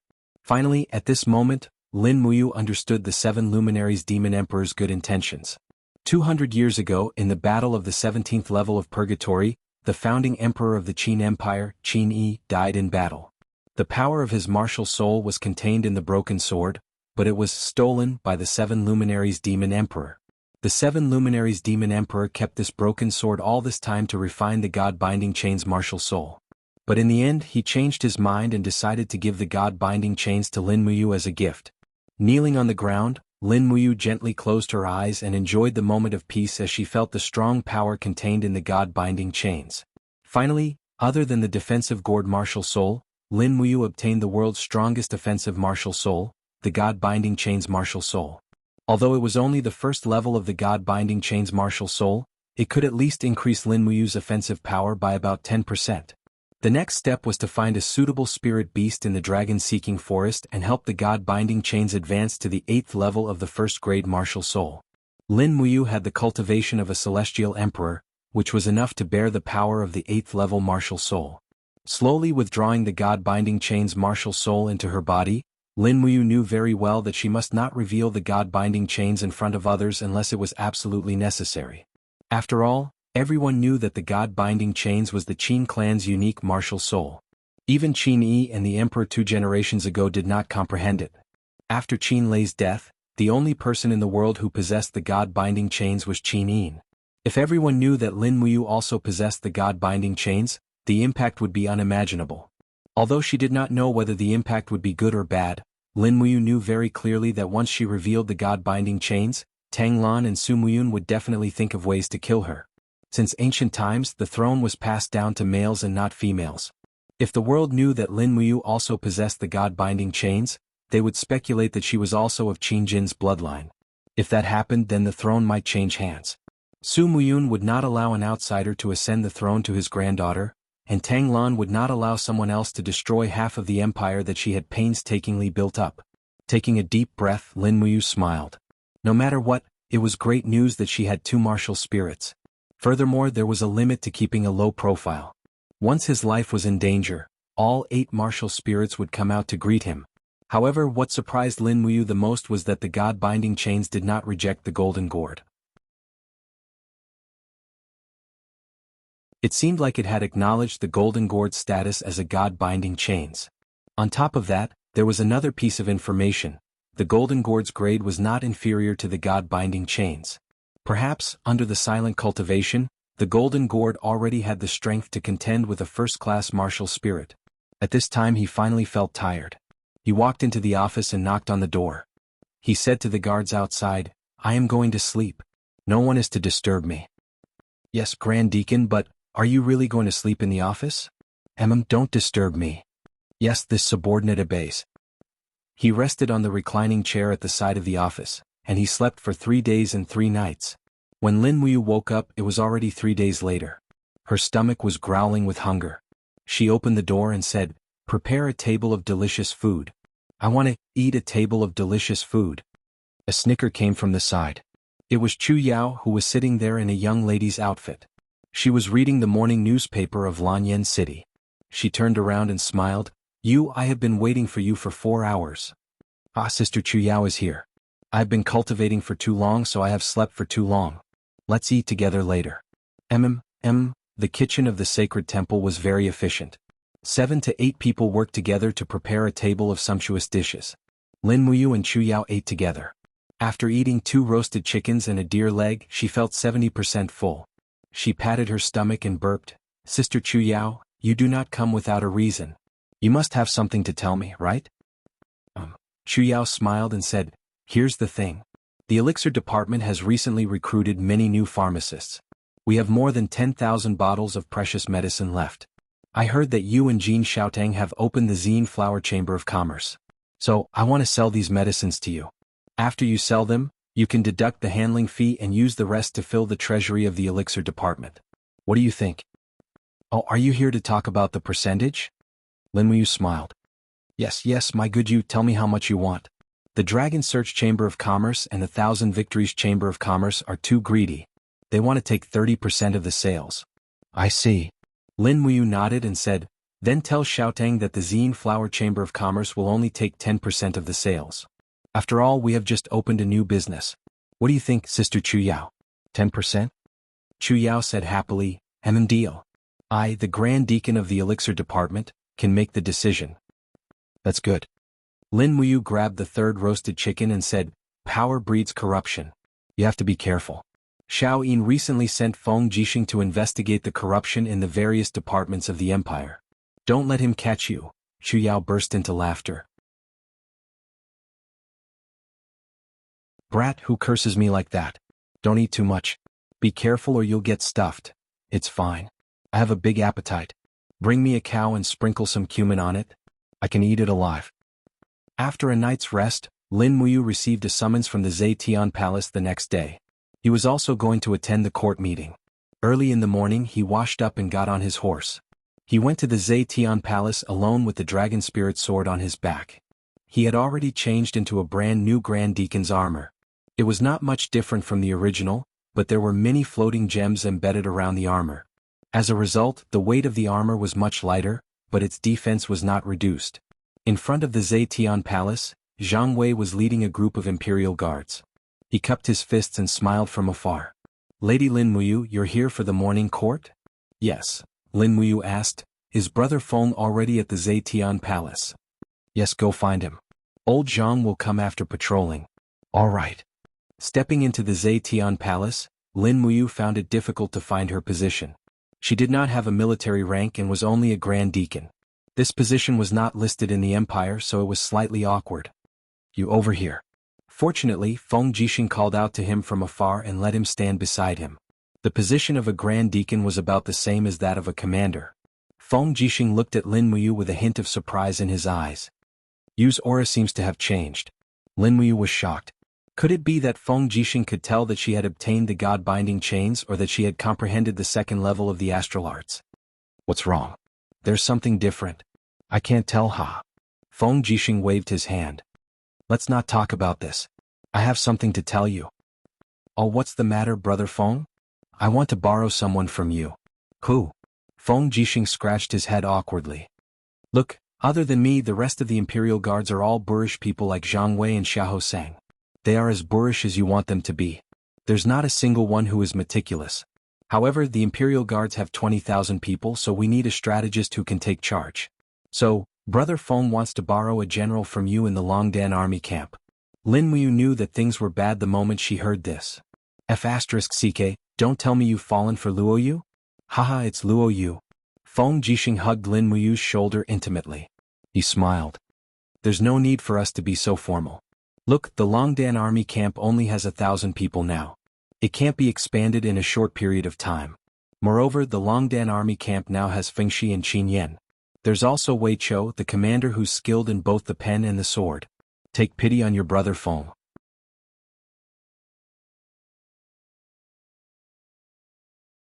The people under me are really useless. How about this, you lend Luo Yu to me and I'll give you a jar of good wine from the cellar at home. What do you think?" At the side, Luo Yu was also listening. She widened her eyes. "Sir, you mustn't do that." Lin Muyu also knew that Feng Jixing was lacking people. Moreover, Luo Yu could indeed do well in the Imperial Guards. However, she was extremely reluctant. "You want to bribe me with a jar of wine?" "2 jars. Feng Jixing lamented. "I can't give any more. I only have 2 jars of good quality flowery wine." "All right then." Lin Muyu nodded and smiled. "Luo Yu, you can go to the Imperial Guards and become a deputy commander. At least you'll be able to command over 10,000 people. At least you'll have a better future than you are now in the Longdan army camp." Luo Yu's tears were about to fall. "Sir, you don't want me. How can someone exchange me for just 2 jars of wine?" "It's all right. You heard what Brother Feng said. I'm only borrowing. In the future, when the Longdan army camp needs you, I'll take you back." "All right then." Luo Yu didn't feel good. At this moment, the court officials surrounded Qin Yin and walked into the main hall. A loud voice said, "If there's something, report to the throne. If there's nothing, the court is dismissed." Immediately, Tang Lu stood out from the crowd and said, "Your Highness, I have a plan." "Yes, Marquis Lingbei, please speak." Qin Yin nodded and smiled. Tang Lu bowed again and said, "Ever since Your Highness ascended to the throne, the country has been prosperous and the people have been at peace. All military power and positions have been restructured. The previous military ranks have also been reinstated. Only Sir Lin Muyu's State Protector General's ribbon has not been returned to the Ministry of War after he returned to Lanyan City. Therefore, I believe that this matter should be treated equally. We can't break the rules because of anyone. Sir Lin Muyu, please return the State Protector General's ribbon to the Ministry of War Minister immediately." Feng Jixing raised his eyebrows and said, "Marquis Lingbei doesn't care about the tens of thousands of Iha soldiers in Lingdong province. Instead, he cares about the general's ribbon in Lin Muyu's hands. Marquis Lingbei is really ambitious and worried about the country and the people." Tang Lu's face was ashen. He was ridiculed to the point of being embarrassed and didn't say anything. Qin Yin pursed her red lips and said after a few seconds, "The State Protector General's ribbon was bestowed by Imperial Father to Brother Yu. I think, Your Highness." Su Muyun interrupted Qin Yin and said, "Your Highness, please act according to the rules." Lin Muyu's gaze turned cold. Was Su Muyun so arrogant that he dared to interrupt Qin Yin's words? He strode forward and took out the State Protector General's ribbon from his Chengkuan pouch.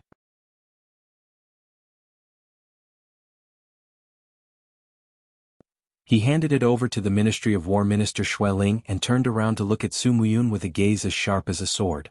He said, "Duke Yun is indeed a loyal and honorable old official. Your honest words are so direct that you interrupted Your Highness. If we didn't know that you are Duke Yun, we would really think that you are not an official but the retired emperor." Su Muyun's face turned cold. Lin Muyu, are you mocking me? I don't dare. Lin Muyu cupped her fists and said, Duke Yun is a three-generation meritorious official and an important official of the empire. I only revere you and have no other intentions. Su Muyun was so angry that his face turned purple. At this moment Tang Lan, who was not far away, cupped his fists and said, Your Highness, this old official thinks that we should reduce the number of participants in the court meeting. Officials who are not related to government or military affairs need not participate in the court meeting. Is Duke Lan chasing me out of the court meeting? Lin Muyu smiled faintly and said, I'm the Grand Deacon of the Sacred Hall and the adopted son of the late Emperor Qin Jin.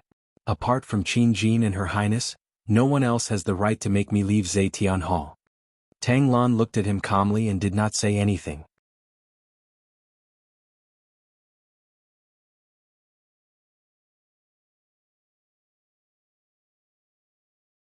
Chapter 335. Feng Jixing immediately stood up and said, Your Highness, the Lingdong and Tongtian provinces are still in the hands of the Yihe Empire. This general believes that the most important thing to do now is to reclaim all of the land in the north of the mountain ridge. Since the Empire's army has been restructured, we must first perform meritorious deeds before we can be promoted, so this general requests for an expedition to Lingdong. General Feng wants to attack Lingdong province? Qin Yin was taken aback. The Yihe kingdom still has many troops in Lingdong province. Is General Feng confident? Yes. Feng Jixing nodded and said, But I hope that Your Highness will allow the temple deacon Lin Muyu to accompany me on this expedition. With him around, even if our military strength is inferior to the Yihe country, we still have a chance of winning. Qin Yin nodded slightly. Just as she was thinking, Su Muyun suddenly cupped his fists. Your Highness, an expedition is an important matter. It is not child's play. Please be careful. Grandfather, do you have any suggestions? Qin Yin asked. Su Muyun said, The Yihe kingdom has at least 50,000 troops stationed in the Lingdong province. Furthermore, the Lingnan province is closer to the Lingdong province than our Lanyan city. Whether it's in terms of sending troops or providing reinforcements, they are much faster than us.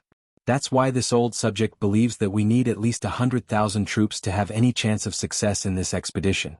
Furthermore, the troops from the Seven Seas province and the Cloud province have already tasted defeat 2 months ago, so it's inadvisable for us to hastily dispatch troops. This old subject suggests that Your Highness send an imperial edict to the northern border and dispatch Mingyulin, who is stationed at the border, to lead the troops into battle. Grandfather, are you talking about the Divine Might Marquis? Yes. Su Muyun nodded. Mingyulin has guarded the border for nearly 10 years and has never tasted defeat. His fame has spread far and wide among the barbarians in the north. The Fire Halberd city he guards has more than 70,000 troops, and he is said to be the most capable warrior in the empire. Your Highness can order him to lead 50,000 troops back to Lanyan city, and then transfer another 50,000 troops to supplement him. Qin Yin hesitated for a moment before saying, Grandfather, Xiao Yin actually wanted Brother Yu to be in charge of the military. Although Lin Muyu is an intelligent and courageous general, he is still too young and lacks experience. This old official believes that we can send Lin Muyu to assist Mingyulin and have him learn from Mingyulin. What does Your Highness think? This. Let's wait until the Divine Might Marquis returns to Lanyan city. Yes, men. Prepare a brush and ink for His Highness to write the edict.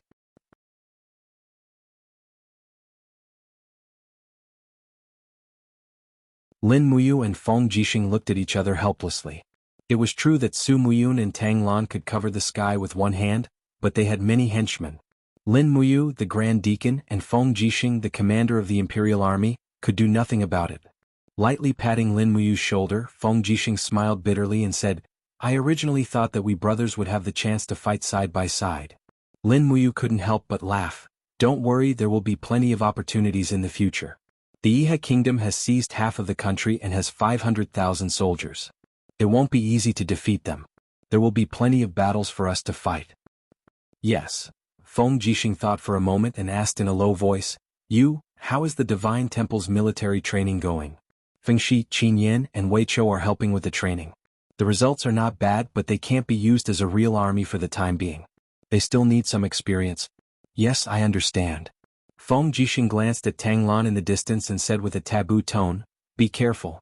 Duke Lan and Duke Yun will not let the Divine Temple's army continue to grow. You must be prepared to receive trouble from them. I understand. Don't worry, I know how to handle it. Yes. After the court meeting was dismissed, Qin Yin called Lin Muyu over, and they went to the rear palace together. Big brother Yu, I really let you down today. Qin Yin pouted and said in an aggrieved manner, I wanted to speak up for you, but the officials didn't give me any face. Lin Muyu nodded, most of them are Duke Lan and Duke Yun's people, so they can't do anything about it. But at least there are me, big brother Feng Weiqiu and Zhang Wei in the court now, so the situation should be much better than it was 2 years ago, right? Yes. Qin Yin shook her head vigorously and hooked onto Lin Muyu's arm, saying, don't think about those unhappy things anymore. You're back anyway, so everything is fine. All right, I made a breakthrough yesterday. Oh, is that so? That's right, look. Qin Yin murmured softly, and 7 god-binding chains revolved around her body. Her battle energy quickly condensed into a suit of battle armor to protect her graceful and alluring body. As expected, she was already at the 2nd level of the Heaven Realm. What a powerful aura. Lin Muyu praised, Xiao Yin's progress is really good. Perhaps, she'll be able to reach the Saint Domain very soon. I'll work hard in my cultivation and reach the Saint Domain before I turn 25. Qin Yin's beautiful eyes shone with a peculiar light. Why does it have to be before 25? Lin Muyu asked in surprise. Qin Yin pursed her red lips and said with a smile, Big brother Yu is so stupid. Don't you know that one of the great abilities of the Saint Domain is to preserve one's youthful looks?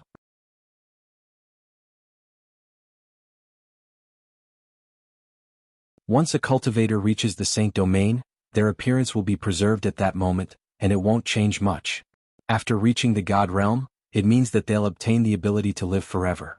Xiao Yin is a girl, so she naturally wants to become stronger as soon as possible so that she can preserve her beauty in her prime. So that's how it is. Lin Muyu was stunned for a moment and then said, then you must reach the Saint Domain soon. If Xiao Yin needs any help with your cultivation, just tell me directly, and I'll do my best to help you. Cultivation has always been one's own business, so there's no need for Yu's help. Qin Yin said with a smile, I plan to persuade Grandpa to let me reorganize the Imperial Guard in a few days. After all, the Eagle Nest camp still needs to collect the Spirit Stones and other things that Zetian Palace needs. Reorganizing the Imperial Guard is a good thing. Lin Muyu nodded and said, the Imperial Guard is the army that truly belongs to the Emperor. It's a pity that almost all the previous Imperial Guard have died in battle. What a pity. Qin Yin tugged at his hand, don't be sad, everything will get better. Lin Muyu couldn't help but want to laugh. She actually let Qin Yin comfort her, so she stood up and said, Xiaoxi has already returned to Demon Subduing Pass, and there's nothing important waiting for Min Yulin to come over these few days.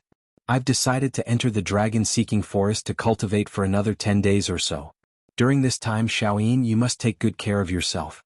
Also, I'll temporarily let the Longdan army camp enter Zetian Palace to act as a guard, okay? Okay, but I don't know if Grandpa will agree.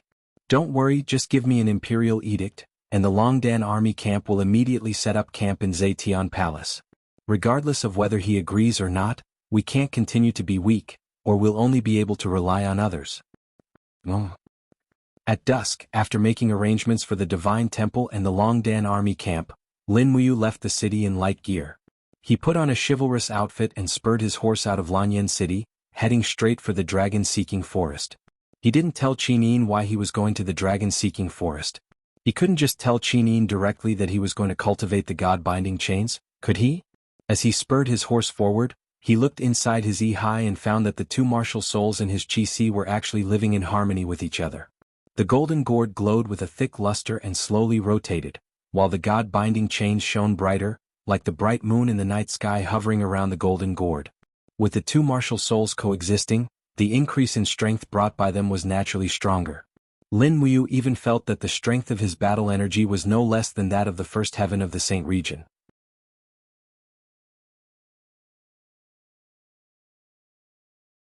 Perhaps the only thing he lacked was the domain ability of the Saint region, but his 7 luminaries' profound force could break through the suppression of the domain.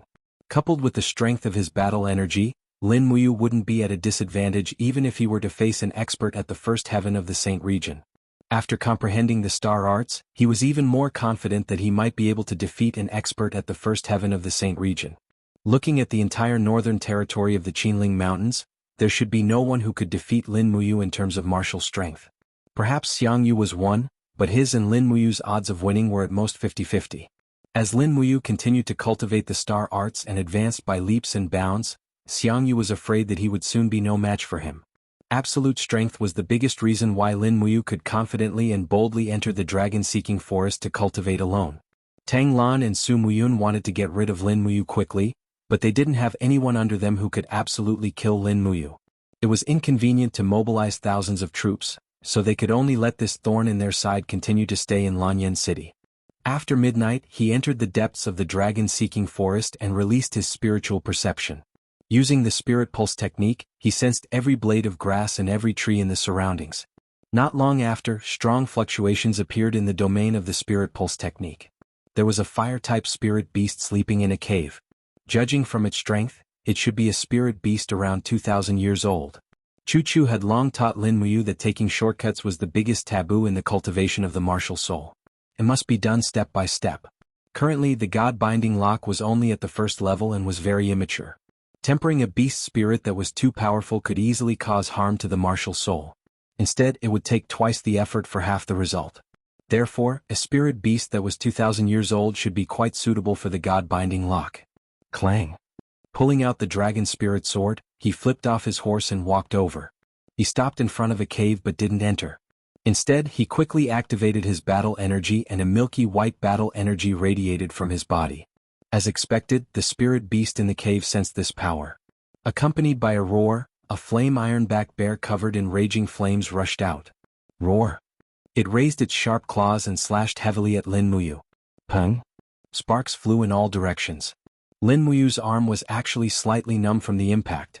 Good heavens, the strength of a bear is indeed the king of the forest. Lin Muyu didn't let the flaming ironback bear suffer too much pain. She made her move before it pounced on the bear for the second time.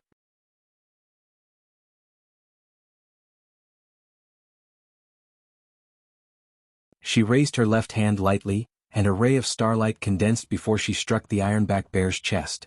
Star Arts, first form, initial starlight. Pooh! The powerful starlight pierced through the thick bark of the flame ironback bear and directly crushed its heart. The huge bear swayed and fell to the ground.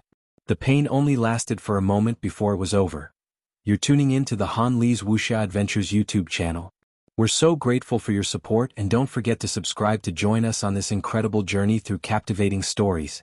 Your generosity through donations truly makes a world of difference, as it's the primary source of revenue that allows me to expand and enhance this channel for you. Thank you from the bottom of my heart for being a part of this adventure.